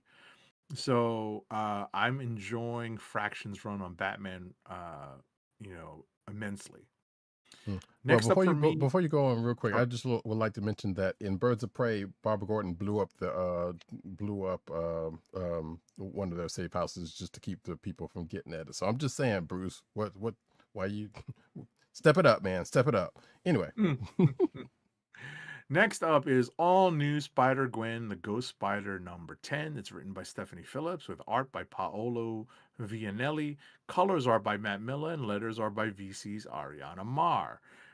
We get the conclusion of this storyline with Mysterio and a little bit of uh, uh, uh, conclusion for the overall storyline because this is the end of the series. It is, though, kind of bridging into Spider-Versity because I think all of the Spider characters not named Peter Parker are going to be under the tutelage of one Norman Osborn going forward, at least for the time being, at least for the duration of that series. So, while Miles has uh, a reprint book right now, what is it? That's the Infinity Comic reprint book. oh yeah, the Art of Thwip, That's Thwip, yes. right? Mm-hmm. While Miles has that, basically all of the other Spider characters are going to be in the Spider-Versity book moving forward, at least for the time being. So if you're looking for them, that's where you'll find them. So, but also Miles is still doing that Ultimate Universe stuff also, so I think that might probably be the other reason. Right. No, but that Ultimate Impact stuff, I think, is going to come out soon, but not immediately. So there's going to be, there's always a little bit of a gap between these books. I don't think that Ultimate Impact book is coming out this month, but maybe next month. So my point being is that in the interim, if you're looking for Miles and you're looking for Spider-Gwen and you're looking for Silk and or Aranya, you'll see them in that Spider-Versity book.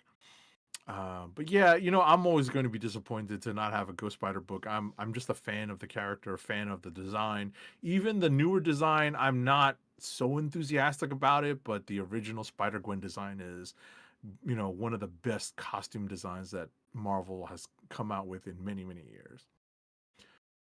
Next up for me is Amazing Spider-Man number 28, again published by Marvel. This is written by Joe Kelly. The guest penciler on this is Corey Smith, together with Francesco Mana. The inks on this book are by Oren Jr., Roberto Poggi, and Francesco Mana. Colors are by Marcio Miniz and Eric Arciniega, and letters are by our favorite lettering paisan, VC's Joe Caramagna. This is the wrap-up to Spidey coming back from space, right? We have several plot threads tied up here, leading into a follow-up to the fungus guy, right? So this is some more kind of this whatchamacallit, the Last of Us type inspired storyline here. There's going to be a fungus-based bad guy here. There was another fungus-based bad guy in the pages of Daredevil before Saladin Ahmed's run ended and Stephanie Phillips's run began. So, fungus, Tenactin, man, that'll take that stuff out. But yeah, there's going to be some plot threads that are still carrying forward, leading up to the big 1000, the Amazing Spider-Man number 1000. With the renumbering. So that's to come shortly. We're going to be counting down. Next up is Captain Marvel Dark Past number 2. Oh, I'm sorry. Amazing Spider-Man number 28 also had that shaving, that bit with Johnny Storm looking to possibly shave that handlebar himbo mustache. Captain Marvel Dark Past number 2 of 5, published by Marvel, is written by Paul Jenkins with art by Lucas Verneck. Colors by Rod Fernandez and letters are by our favorite lettering paisan, VC's Joe Caramagna. I am a fan of this story because we're definitely diving deep into Captain Marvel's past. The art on this was a little tricky when Lucas Vernick was not drawing Rogue, Emma Frost, and Carol Danvers on the same page, because those are some really beautiful figure drawings right there. You could tell he was having some fun drawing them, but maybe not so much fun drawing kind of a generic looking Kree Sentry esque. It's a Kree Sentry esque villain. The armor that this Kree Sentry esque villain is wearing is pretty straightforward and kind of blah. I wish the design was a little different, but ultimately, I happen to like diving into this kind of retcon, kind of not area, because it makes sense that this story would come around, because Captain Marvel's history is convoluted, but at the same time, there are kind of blind spots, and this blind spot is being explored in Captain Marvel's past through this miniseries. I enjoyed for that.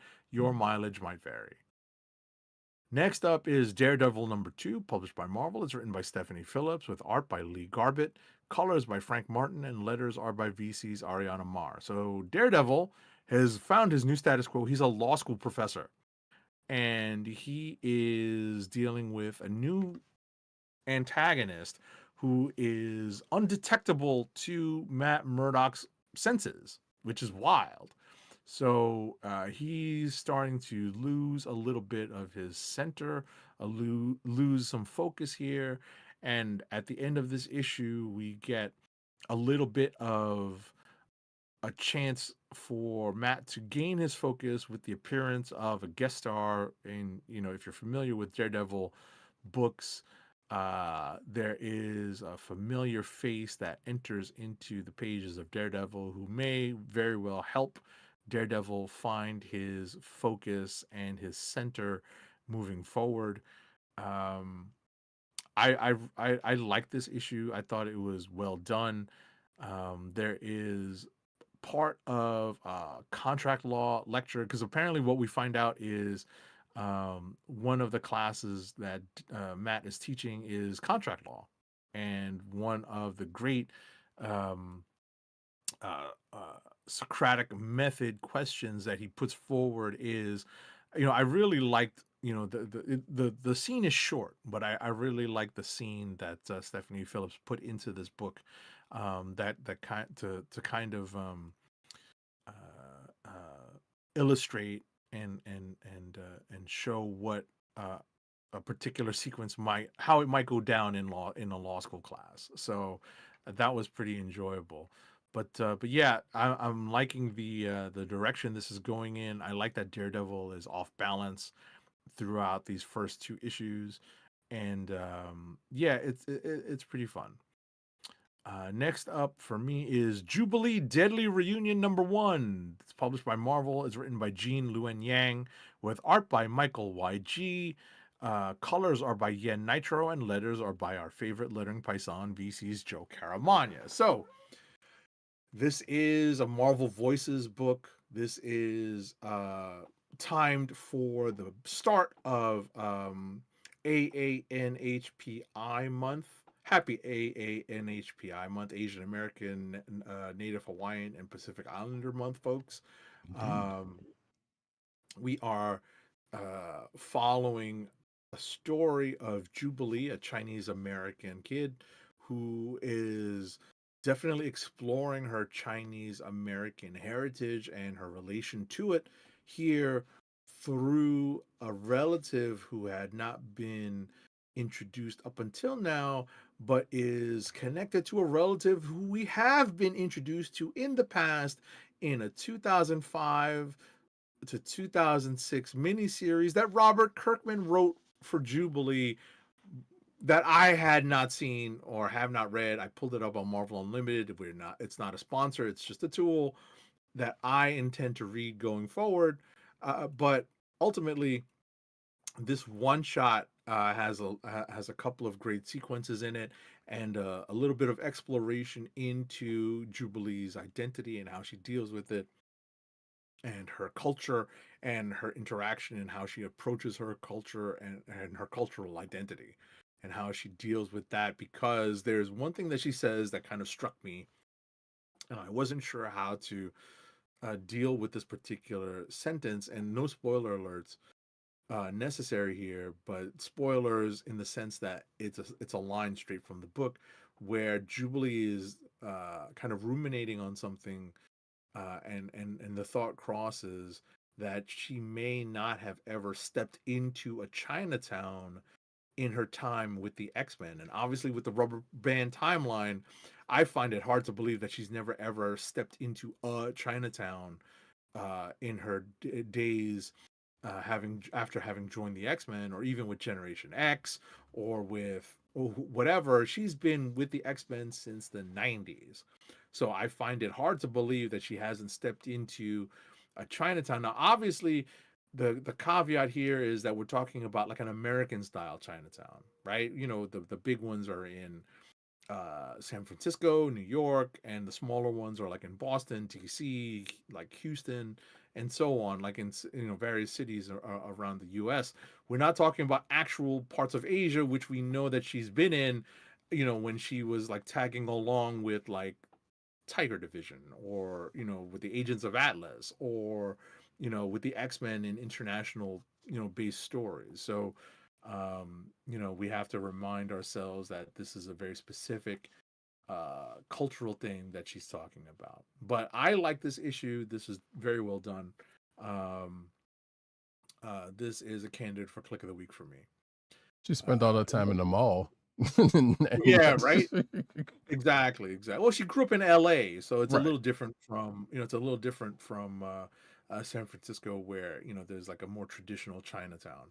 um Next up for me is Mark Spector, Moon Knight #4, again published by Marvel. This is written by Jed McKay, with art by Devmalia Pramanik. Colors are by Rochelle Rosenberg. Letters on this book are by VC's Corey Petit. The title on this issue is Break and Enter Part 1. So we pick up right where we left off. Moon Knight is furious because he can't believe that his entire support staff, his support crew, basically his found family that occupy the Midnight Mission, are all gone when he finally breaks out of captivity from Agence Byzantine, I think it is. And the people the people who were holding him, and after fighting I think it's Bushman and Zodiac, he finally gets out, finally makes his way back to the Midnight Mission, and everybody's gone. And Moon Knight goes to his therapist for answers, and in flashback mode, uh, he finds out that he's told through flashback that the members of the Midnight Mission, including Tigra, have all gone to try to deal with let's just say a haunted house that's eating people, right?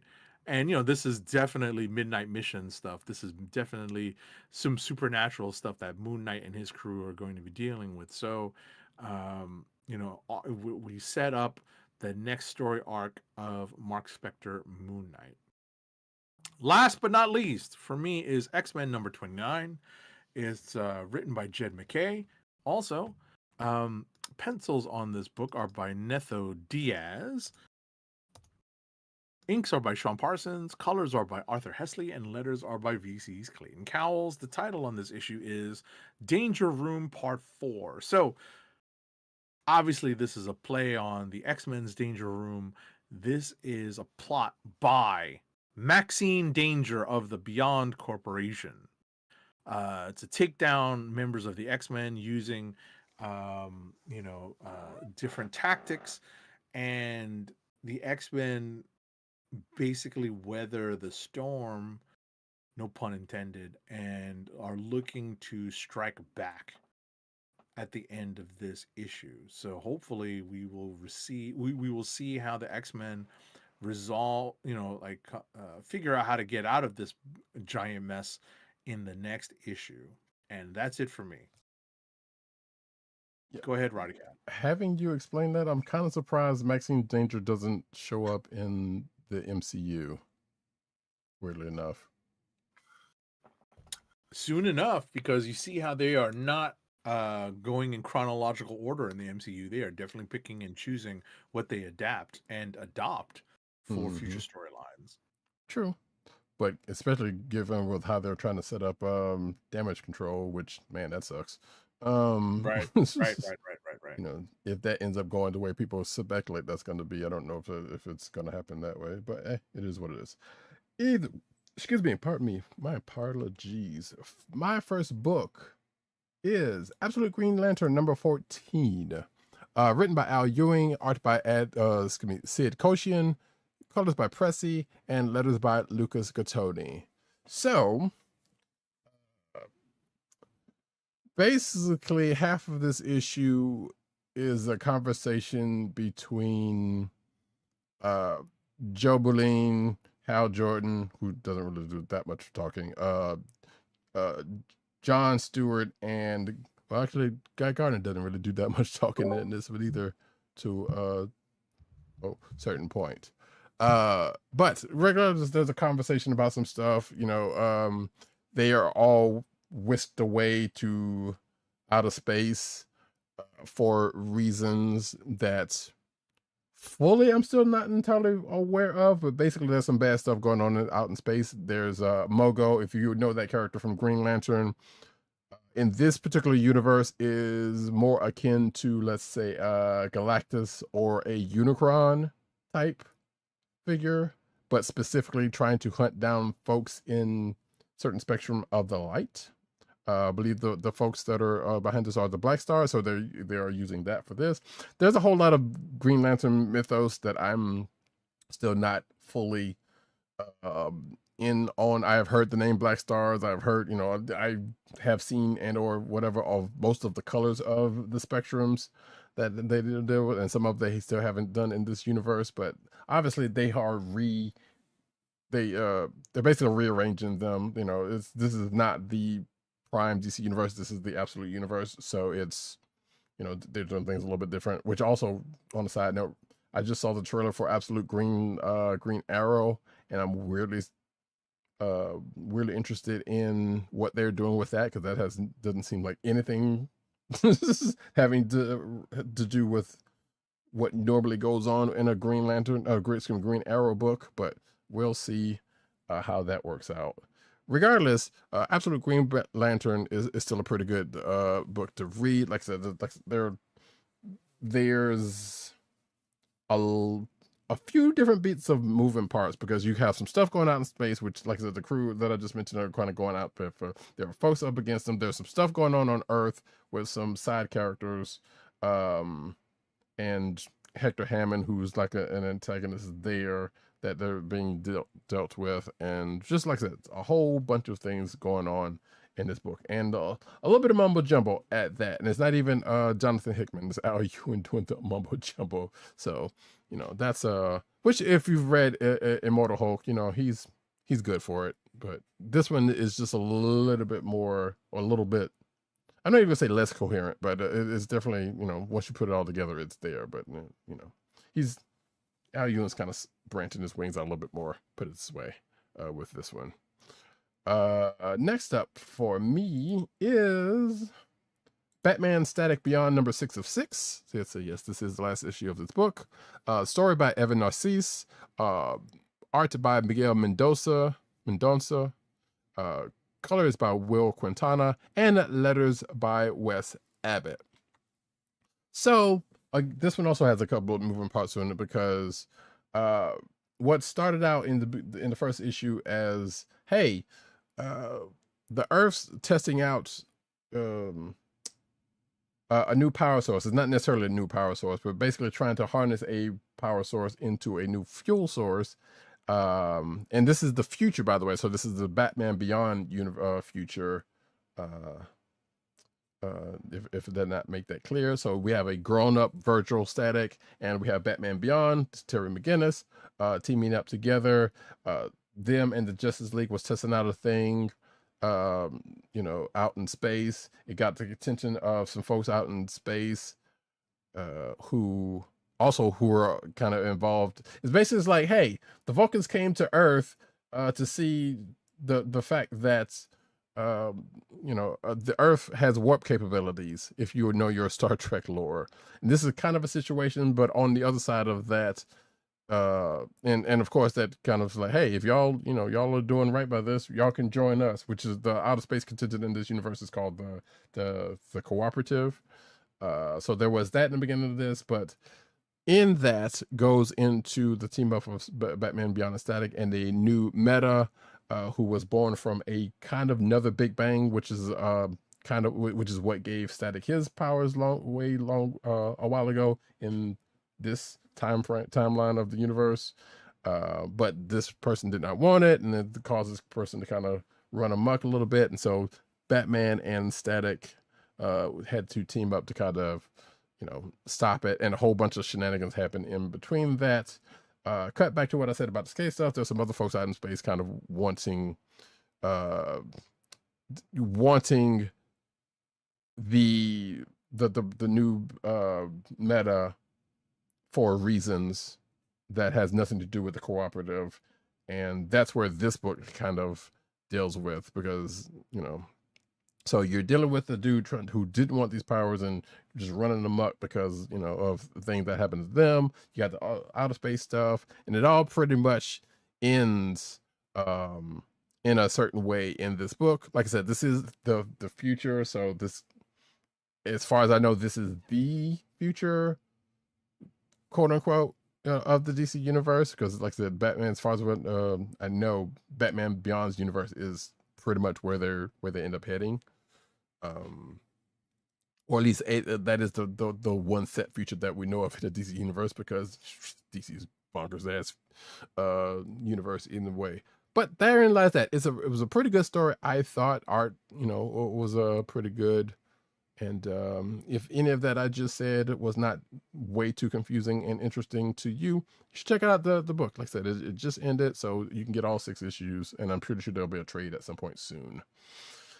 The next team up / crossover is DC and Sonic the Hedgehog Metal Legion, number 1 of 5. So this is the second crossover between the DC universe, aka the Justice League, and Sonic the Hedgehog that has happened within a year's time.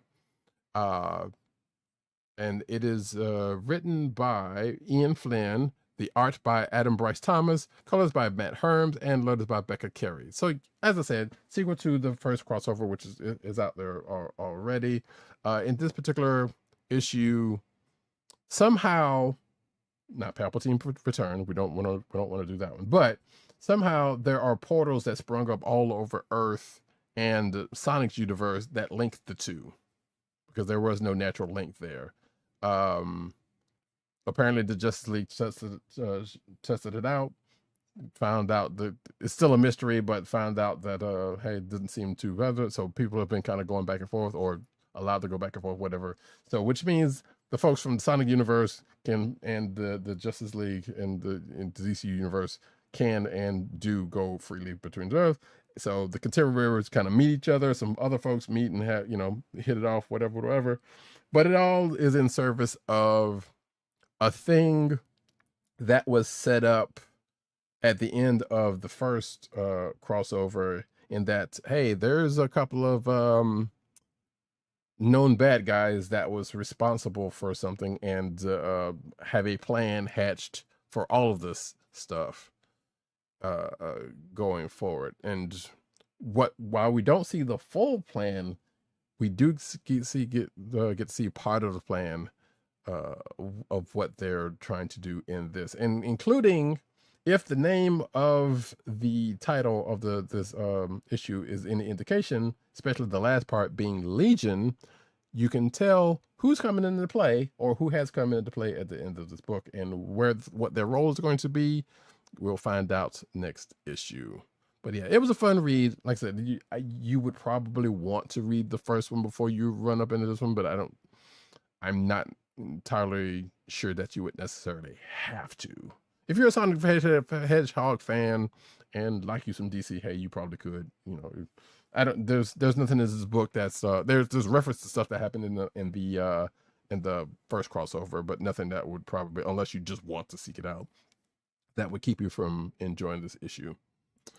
That being the case, the next book for me is Cyclops number 4 of 5, written by Alex Nadell, art by Roger Antonio, color artist first with C. Fuentes Cijo, color artist Federico Vincini and Marcio Meniz, and letters by VC Joe Caramagna.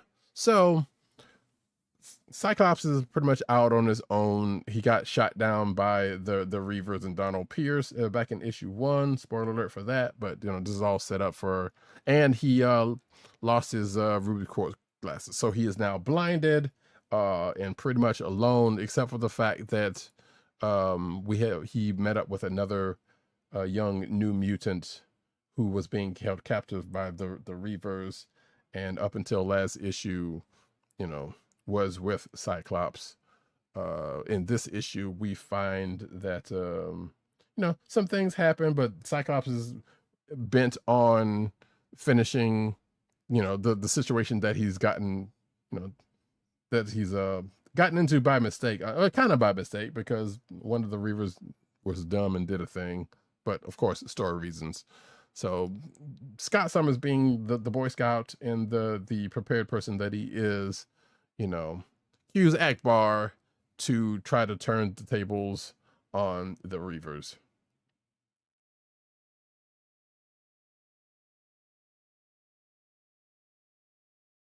You're muted. Looking for Admiral Akbar. Looking for Admiral Akbar.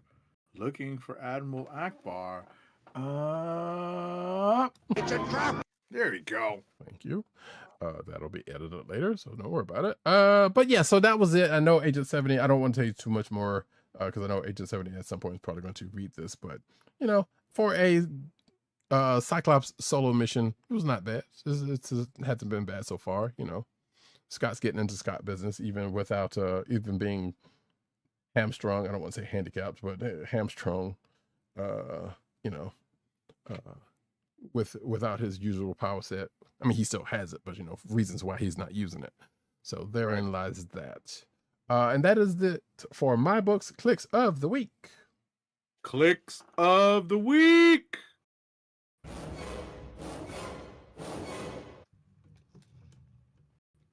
Do you have your candidates? Yes. Fantastic 410 would probably, I actually usually mark this stuff and I didn't this time, so I guess that's telling something, but Fantastic 4 number 10 would be one of them. Same. DC Sonic the Hedgehog, number 1 of the Metal Legion, number 1 of 5 would be one of them. I kind of want to put Batman Static Beyond number 6. Okay. In fact, I guess I will put that on that list. I don't really have a whole lot to choose from in this one. Like, I'm saying like a whole lot was bad, but there was nothing that just really stood out this week. That was old grand. Maybe if I read the Inner John Universe book, that would probably be different, but more on that one at some other time. I think Absolute Green Lantern was good, but I'm not sure if it's going to make the cut on this one. So Got it. For me, I will put up as candidates Fantastic Four number 10 as well. Batman number 9. I will put up Daredevil number 2 and Jubilee Deadly Reunion number 1. I think those were some pretty good books that I read this week. So I might even put Batgirl on there, but that might be more for art than as much for art than the story. Right. Do you have your I think actual? my pick is going to be Batman number 9, because I think overall the product that Fraction and Jorge Jimenez are putting out right now is almost always solid, if not spectacular. I really liked this month's Daredevil and the FF book. We both had up as candidates because I think it was a pretty fun way of getting to where we were, reminding us that there are more than one bullseye. There's more than one bullseye running around. I thought that was a pretty good footnote, and but at the cost of Hawkeye taking shots at him. And that Jubilee book is definitely well worth everyone's time, money, and read. Yeah, I definitely kind of picked that out one to read, but I didn't get a chance to, which is why I did not. And there was actually a couple other books that I did not get a chance to read. But that's neither here nor there. I think for myself, and actually, so 87 mentioning of Batman continues to have me torn, because as much as I do love Fraction's writing, I don't like Batman that much. I mean, I like Batman to a point, so but not enough to just continue to pick up a book. But I am slightly curious to see what see Fraction's treatment of the Bat. So therein lies that. But for myself, yeah, I'm just gonna go with Fantastic Four number 10. Like I said, Nice. that's usually up there for both of us, and I feel like it's for me possibly the strongest one of this week of the stuff that I've read. Asterisk. So therein lies that. Before we go into news real quick, I will just say, for those, speaking of kids, speaking of kids, hey, guess what? There's a Ben 10 book that came out this week. Ben Yes. 10 number 1 by Joe Casey. Speaking of the Spider-Man writer. Yes, it's published by Dynamite. Mhm. And I saw it on the stands at my local comic shop. They definitely ordered a bunch of that number 1. I'm sure it's going to be a big book. Oh, most definitely. So yeah, if you are of the age that enjoyed you some Ben 10 back in the day, hey, there you go. There's a comic book out there for you. There's also that Godzilla Kaisei book that is out there, but neither one of us have read that. And there's the Star Wars Rogue One Cassian Andor book, which I had intended to read, but I didn't get around to it. So I have no idea where it. I'm presuming it's still in front of Rogue One, but I also don't necessarily know that by name, only because this could very well be, in between Andor, right before Rogue One, which is definitely the stopping point. Spoiler alert for that character. Right, like maybe between seasons 1 and 2, it might be an interstitial type of story between like episodes during season 2. So we'll see.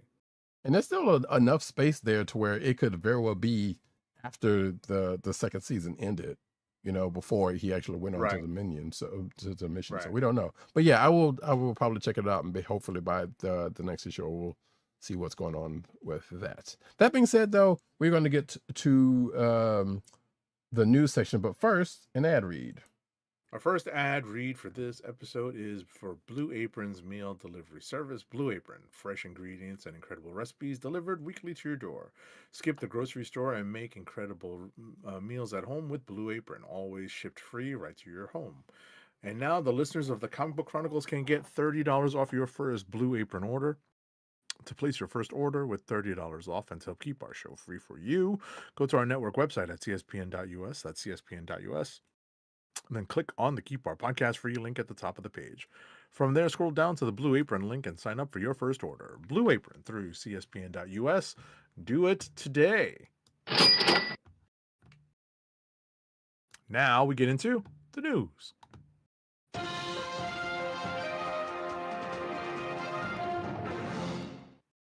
The bad news is we do about this time. A lesser-known Spider-Man villain is quietly connecting Marvel's movies and shows, according to this article. So this article is postulating that, hey, Tombstone has shown up in a bunch of different Spider-Man shows and whatnot, that might be the connective tissue of the MCU, because he was in Friendly Neighborhood Spider-Man.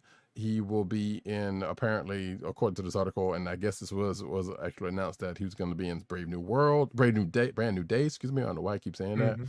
And he's also apparently going to be in Prime Video's Spider Noir, which premieres on May 27th. I'm not sure if either one of us are going to watch that. We'll see. I don't know. But regardless, because he's in all those places, this article kind of went to saying, hey, you know, this could be a thing. And it, of course, goes into Tombstone's, a little bit of history into Tombstone in the various places. Next up. Kenneth Branagh says he would love to direct another Thor film. I say the yay, not nay. He says I'd always wanted to do more, and indeed had a couple of ideas. Branagh told Business Insider, "Part of me would love to finish my relationship with that character." He had a couple of ideas more in the territory of James Mangold's brilliant Logan. He would love to see Chris Hemsworth and the others have their own individual final story that takes Thor into a glorious twilight. I don't know. He's a god. Are we doing Ragnarok again? So, you know, he was asked. So, despite being asked, he chose not to return as director for the film sequels, as he definitely was ready for another, just not at that time. You could make some comments about that, because I feel like I remember his original comments about doing another one. Not saying they were bad or anything, but yeah, he was like, I'm good. Or something along those lines, put it that way, paraphrasing. So the fact that he's saying that now is interesting. Either way, next up, My Adventures with Superman sets season 3 premiere date. Yay! It has been way too long, and because I absolutely forgot what happened in season 2. But the date will be Saturday, June 13th at midnight on Toonami, as a part of the Toonami anime action block. So, which means it's going to be on HBO Max the next day. Oh, okay. So yeah. Sunday or Monday? Actually, I can check that really, really quickly.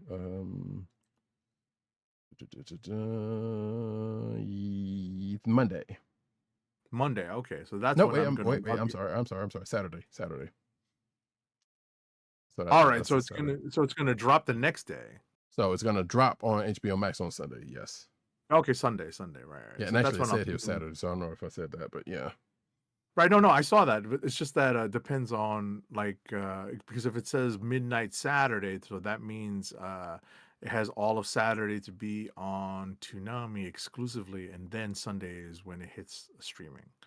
So Right, yeah, presumably, yeah, when it hits HBO Max is probably gonna be like later on that. Wow, it's been 2 years since the series aired its second season. Wow. Yeah, it's which is why I said what I said, because it's been a minute.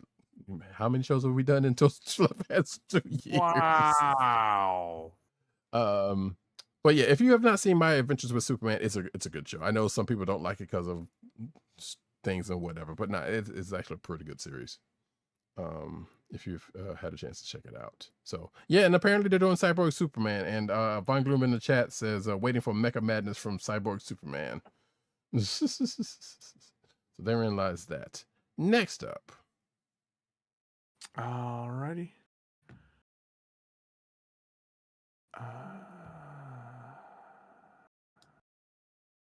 How is blank spoiler alive in Monarch Legacy of Monsters? A kaiju classic has the answer.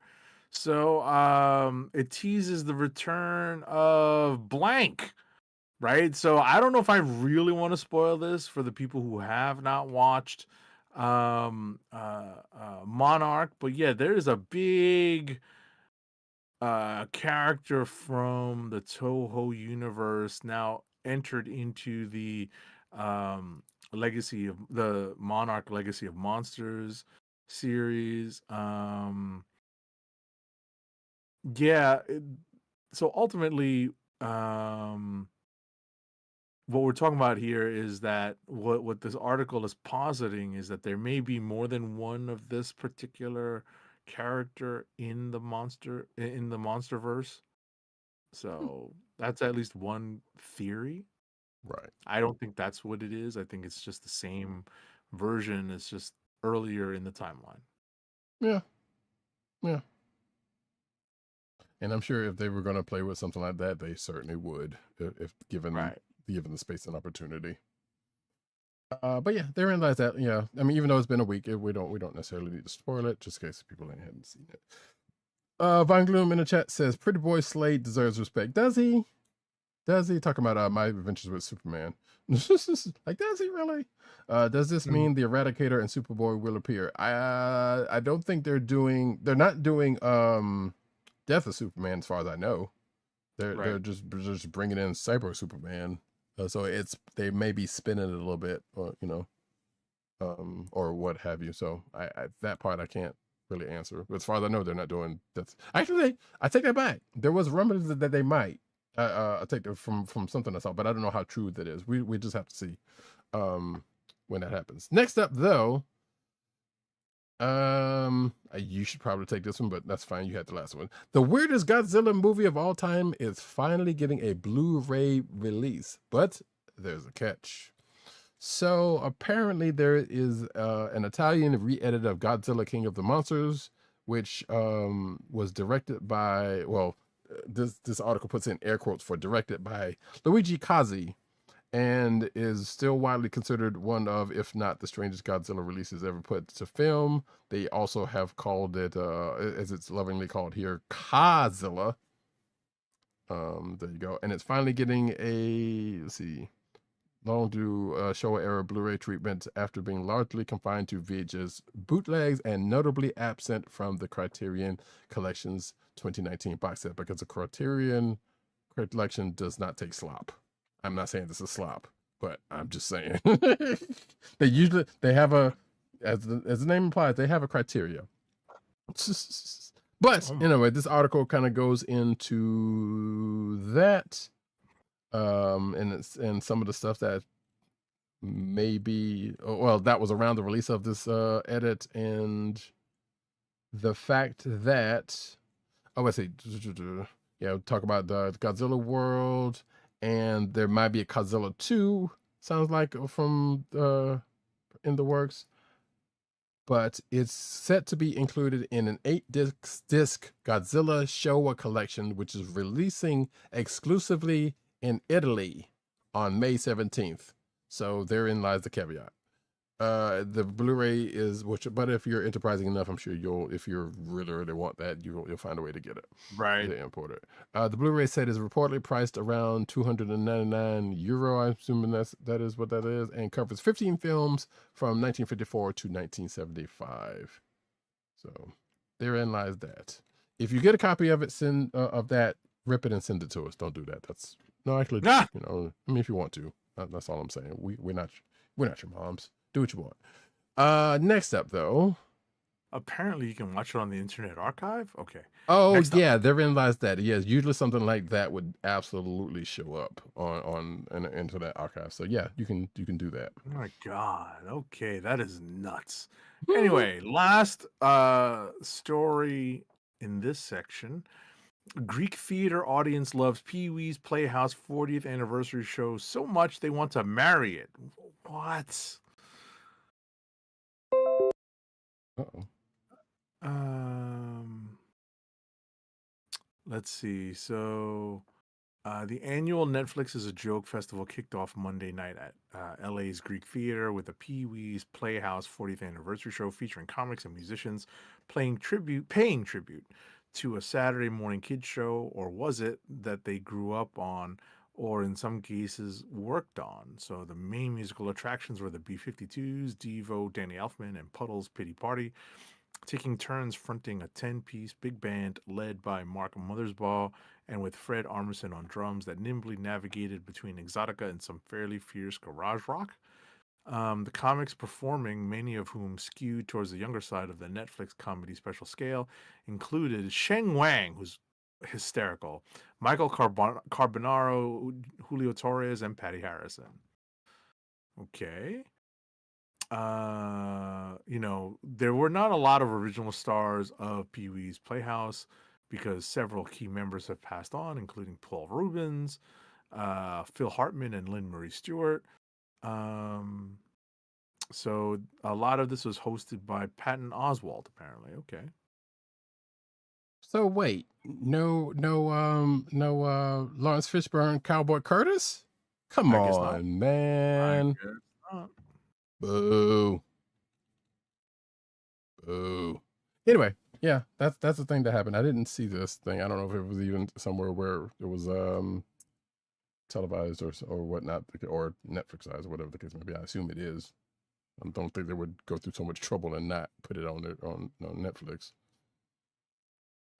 Therein lies that, but that seems neat. Sort of, also kind of sad because yeah, man, Pee Wee's not here. But anyway, next up we are going to go into the comic book news. But before I say that, hey, guess what? We have a clickbait section, and there's some stuff in there so you might want to check out. Like, say, Mark Bagley talking about Bob Harris and how Bob Harris was harassing him, apparently, back at Marvel. That story you should definitely want to check out because it's it's interesting. And some other stuff in the clickbait section. But for the comic book news, All Negro Comics wins Children and Youth Literary Award. Multiple Image Comics titles recognized with Nebula, Hugo, and ALA nominations as well. So let's see. So apparently, according to this article, Image Comics, and this is also coming from Image's site, so of course they're gonna toot their own horn. Image Comics titles have taken the lead this award season with multiple nominations across prestigious book awards and one notable win. I don't think we did get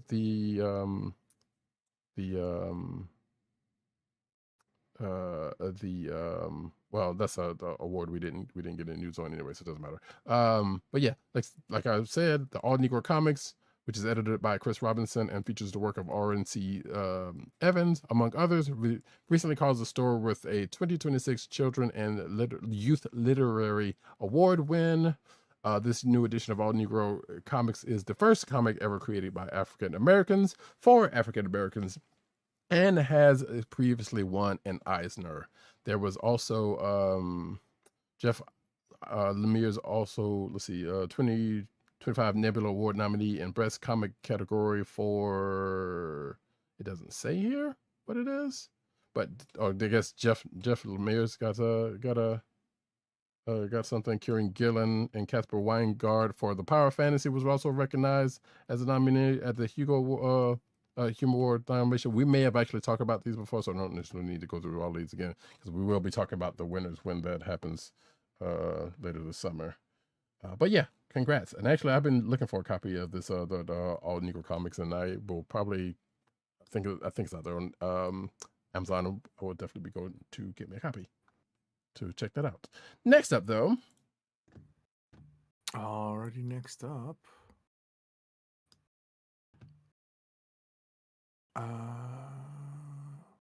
It was announced that Rocket Ship Entertainment is partnering with Legendary Comics for print editions of two webtoons, Firebrand and ROB, or Rob.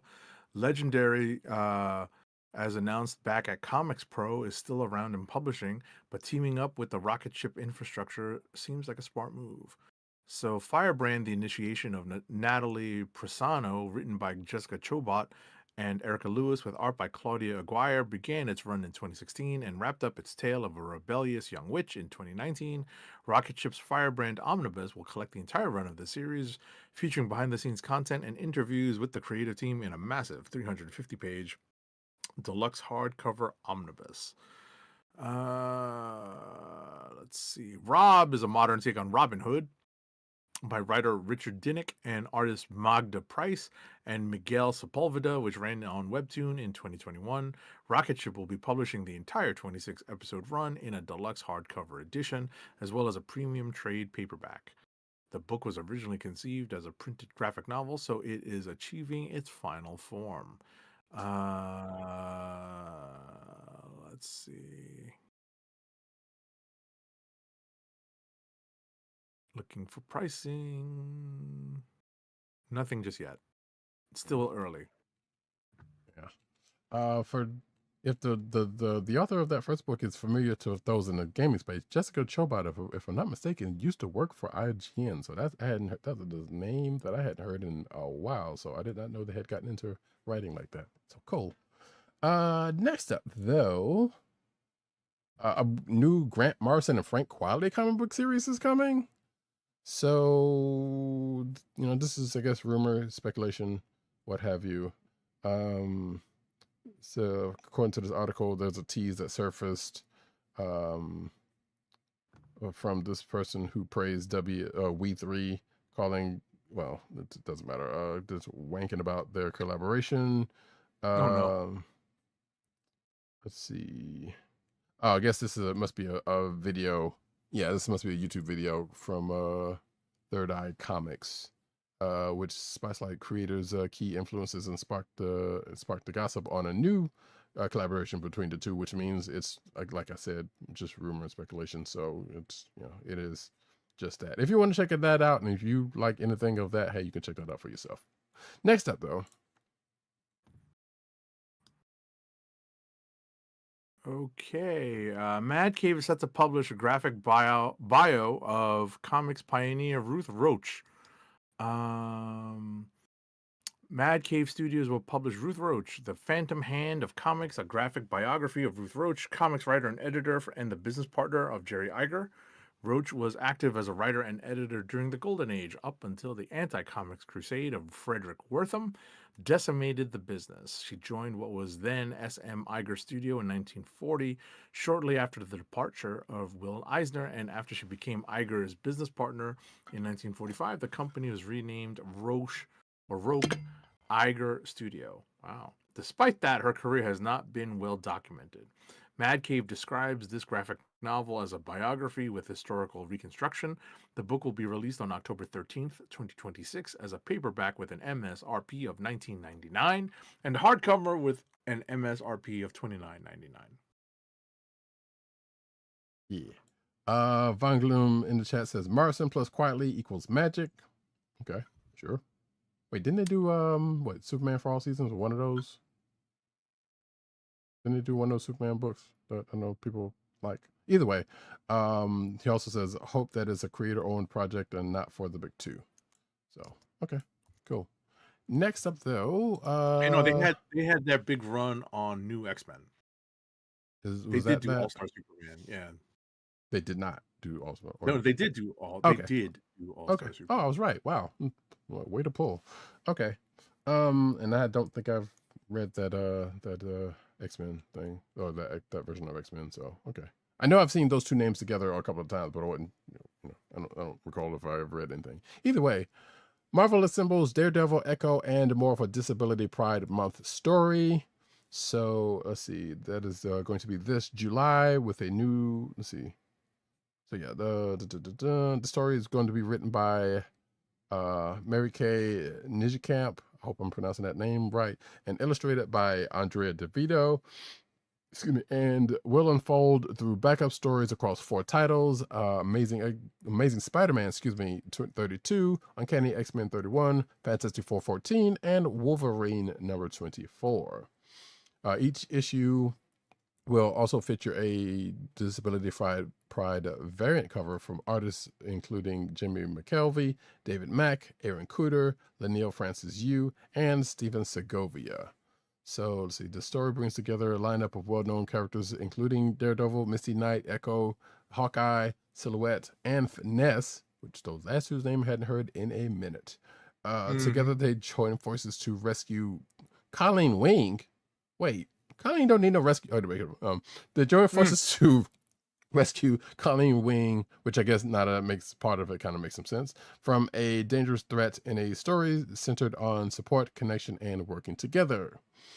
And then the quote here, we don't necessarily, I say it, quote, it may sound a bit cheesy to say that this is a dream project, but for these stories, I get to bring together a roster of spectacular heroes and write an epic adventure that's all about strength and community. It really is a dream come true, says Nijikamp. So, cool. Let's see, it is, of course, a part of the Marvel's Voices line. See, fans can look out for Disability Pride variant covers and check with their local comic book shop for pre-order.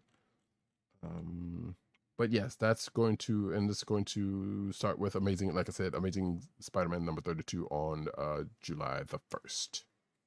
Next up.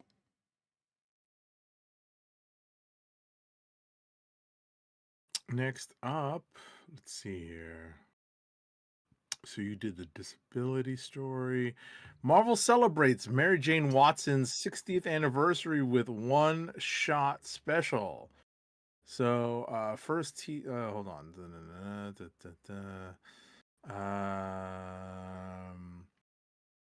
Nice cover.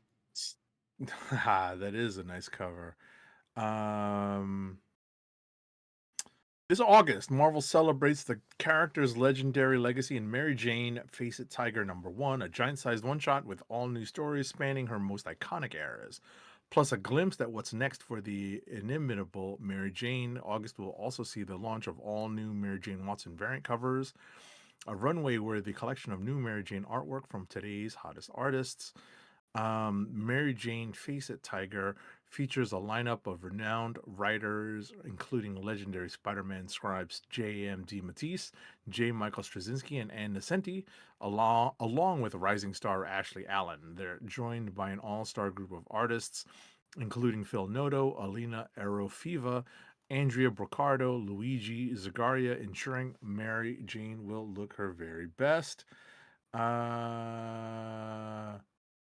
Yeah, so that's cool. So that is Jim Chung, because there's definitely some elements in there that look very much like Jim Chung's art. So I will be picking that one up, that cover, the main cover up. And it looks like this is a David Nakayama has a variant cover. That looks pretty cool. Yeah, because I guess I'm pulling. I guess I'm getting to. Yeah, I guess I'm gonna be pulling these books. the covers for them. Yeah. Yeah. So yeah. Hold on. Is there pricing in here? Oh no, I did it already. I'm sorry. Yeah, I think you did it already. So okay. But wait, actually, was there? Because I don't remember. No, I don't think there was. I didn't mention it. Yeah, no, I don't see a There's price. there's no mention of pricing yet. Yeah. Either way, I'm sure it's I was probably about to say this is early for. Yeah, I was about to say this is early for August solicit. So right. So we should be getting in a couple of weeks, but probably gonna be like 5 or 6. Yeah, 5 or 6 at this point. But yeah, that's cool. Mary Jane is 60. That's crazy. But Vaglum in the chat says All-Star Superman, aka you can do the lettering for yourself, was the best. Which I've heard people love that story. I've never read it. It might probably be on the event books that we have set to do at one point, but I'm not sure if that's the case. Either way, speaking of that Cassian Andor book from that I mentioned earlier, there's a preview for it in here. It is out. You can see some pages, a couple of pages for it if you want to. And yeah, this is definitely seems like it's you can tell where this is set in that. If you want to check out that preview before you go and check it out, if you're interested. Next up. All right. Next up is. Do you want to take this one? Oh wait. No, I'll do it because you can. No, I'll do this one because you can seeing this. Oops, sorry. But they can't. Stop it. What the heck? YouTube. I'll do this one. You get to have the really fun one, the next fun one. Okay. Magic the Gathering maker Wizards of the Coast unveiled multiple new card sets during its first day of Magic Con 2026 in Las Vegas Friday, including collaborations with Marvel and J.R.R. Tolkien's The Hobbit. The Magic the Gathering Marvel superhero set will debut June 26th, bringing together iconic characters from across the Marvel Universe, reimagined through Magic's gameplay. And let's see. Paul Bettany appeared at MagicCon to unveil the new card, the Mind Stone, which marks the next chapter in the Magic the Gathering Marvel superheroes journey. Okay. Which is kind of funny because Paul Bettany did not show up for this week's Star Wars Maul. Yeah. And releasing August 14th, the Hobbit set will feature cards from the time-honored tale, blending rich storytelling with strategic play as players adventure alongside familiar friends and formidable foes, including the gleaming gold Smog, the magnificent headliner card, Middle-earth classic artist cards, and Dwarven language cards. Okay.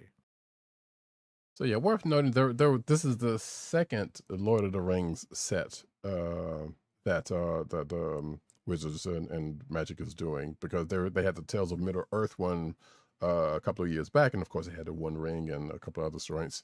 So I know there are some people who are very much anticipating this set. I'm kind of looking forward to the Marvel set and the Star Trek ones, but you know, I know for folks like Agent 70, who while not a Magic the Gathering fan, is a Lord of the Rings fan, I maybe want to check out a couple of these cards. I don't know, maybe. I love that there's a card called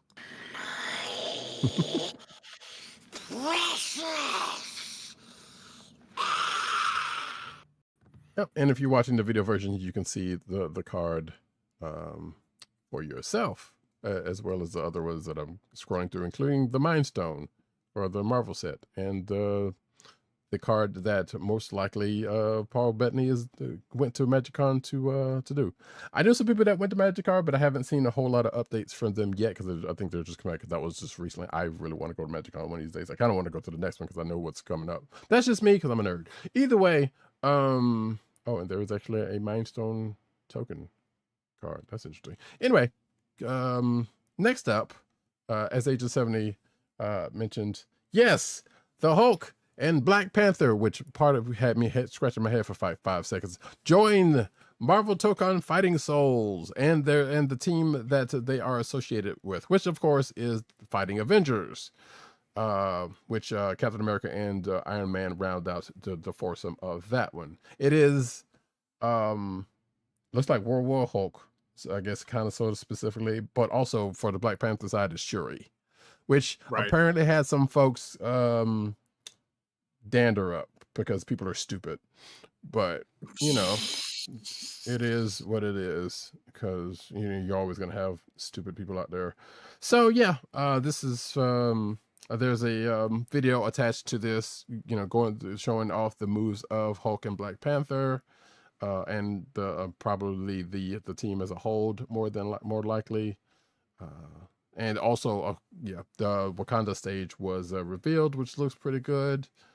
And yeah, therein lies that. Like, a lot of information in this article, including the threat, which is as one would expect, and you know anything about the elders of the universe, wouldn't be surprised about who's going to be either behind or attached to being behind this here fighting tournament, so to speak. But yeah, that's cool. Can't wait for Marvel Tokon Fighting Souls. Is it still August? I think it's still like August the 6th. They did have an Evo. They had some at Evo Japan, which just happened this past weekend. So I think there was like an exhibition tournament there and that. So you can still check it out on Evo's channel. Maybe I might link to it, because I think that video is out there on YouTube at that point. There's also going to be something at Combo Breaker and Hong Kong Comic-Con this year, which is Combo Breaker is May 22nd for you fighting game fans, but y'all already know that. And the Hong Kong Comic-Con 2026 is going to be May 29th in Hong Kong. Where else? Duh. If you want to see those for yourself before the game actually comes out in August. Next up, and lastly, last story of this episode. Magic finally confirmed the secret lair Goblin Storm leaks, and the value is even better than anyone expected.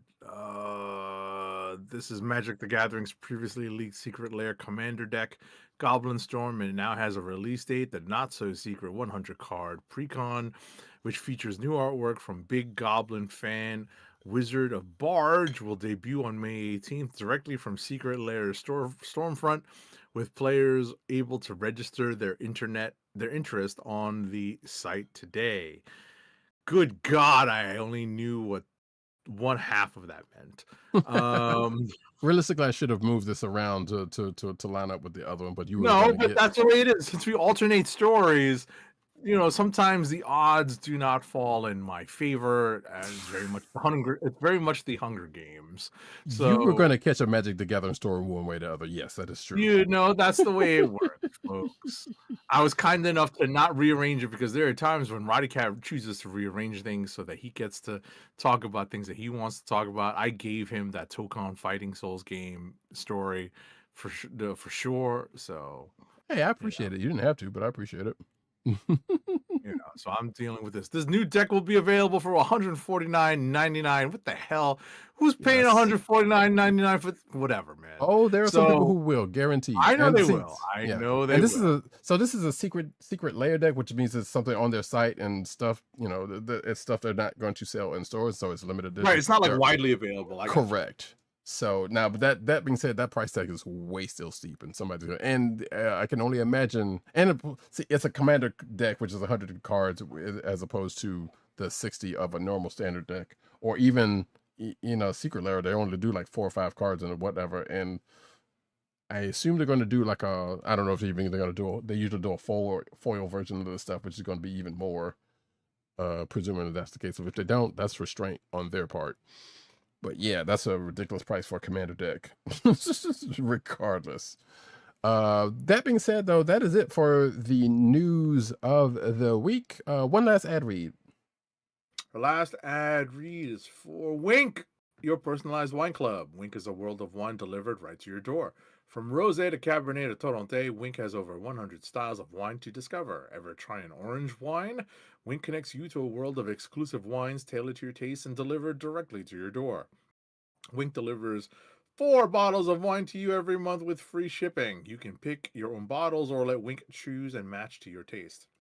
It doesn't cost a thing to become a member, and you can skip or cancel anytime.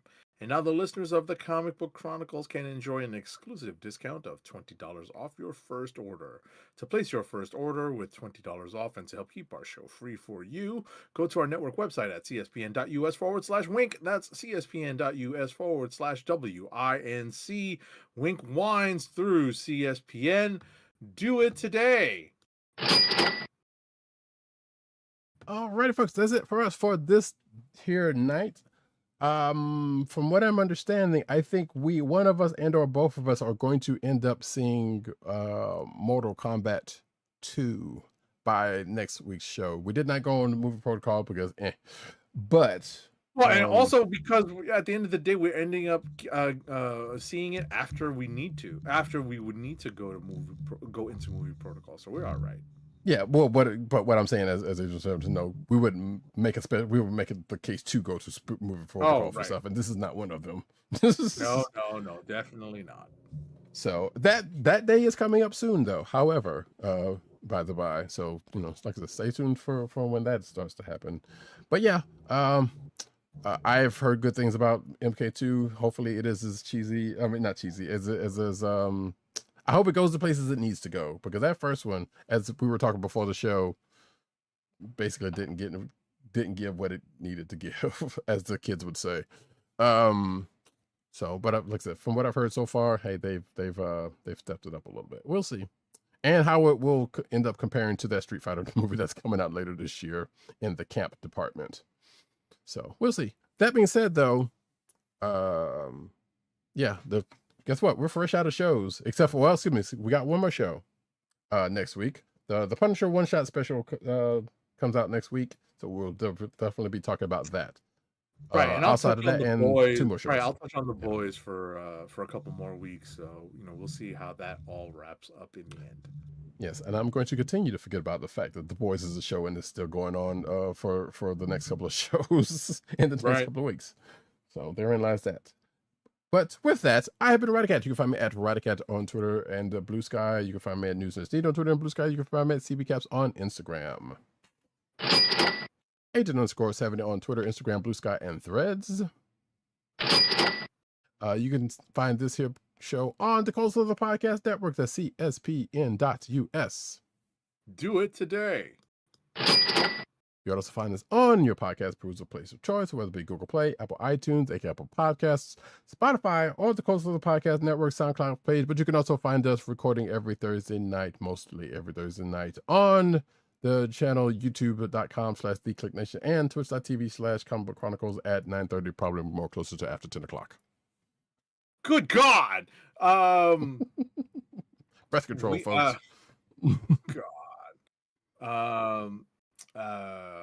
Please click like, subscribe, leave us all the positive 5-star reviews, especially on Apple Podcasts. It definitely helps people find our show. Hit that notification button so you know when we are on live and direct, and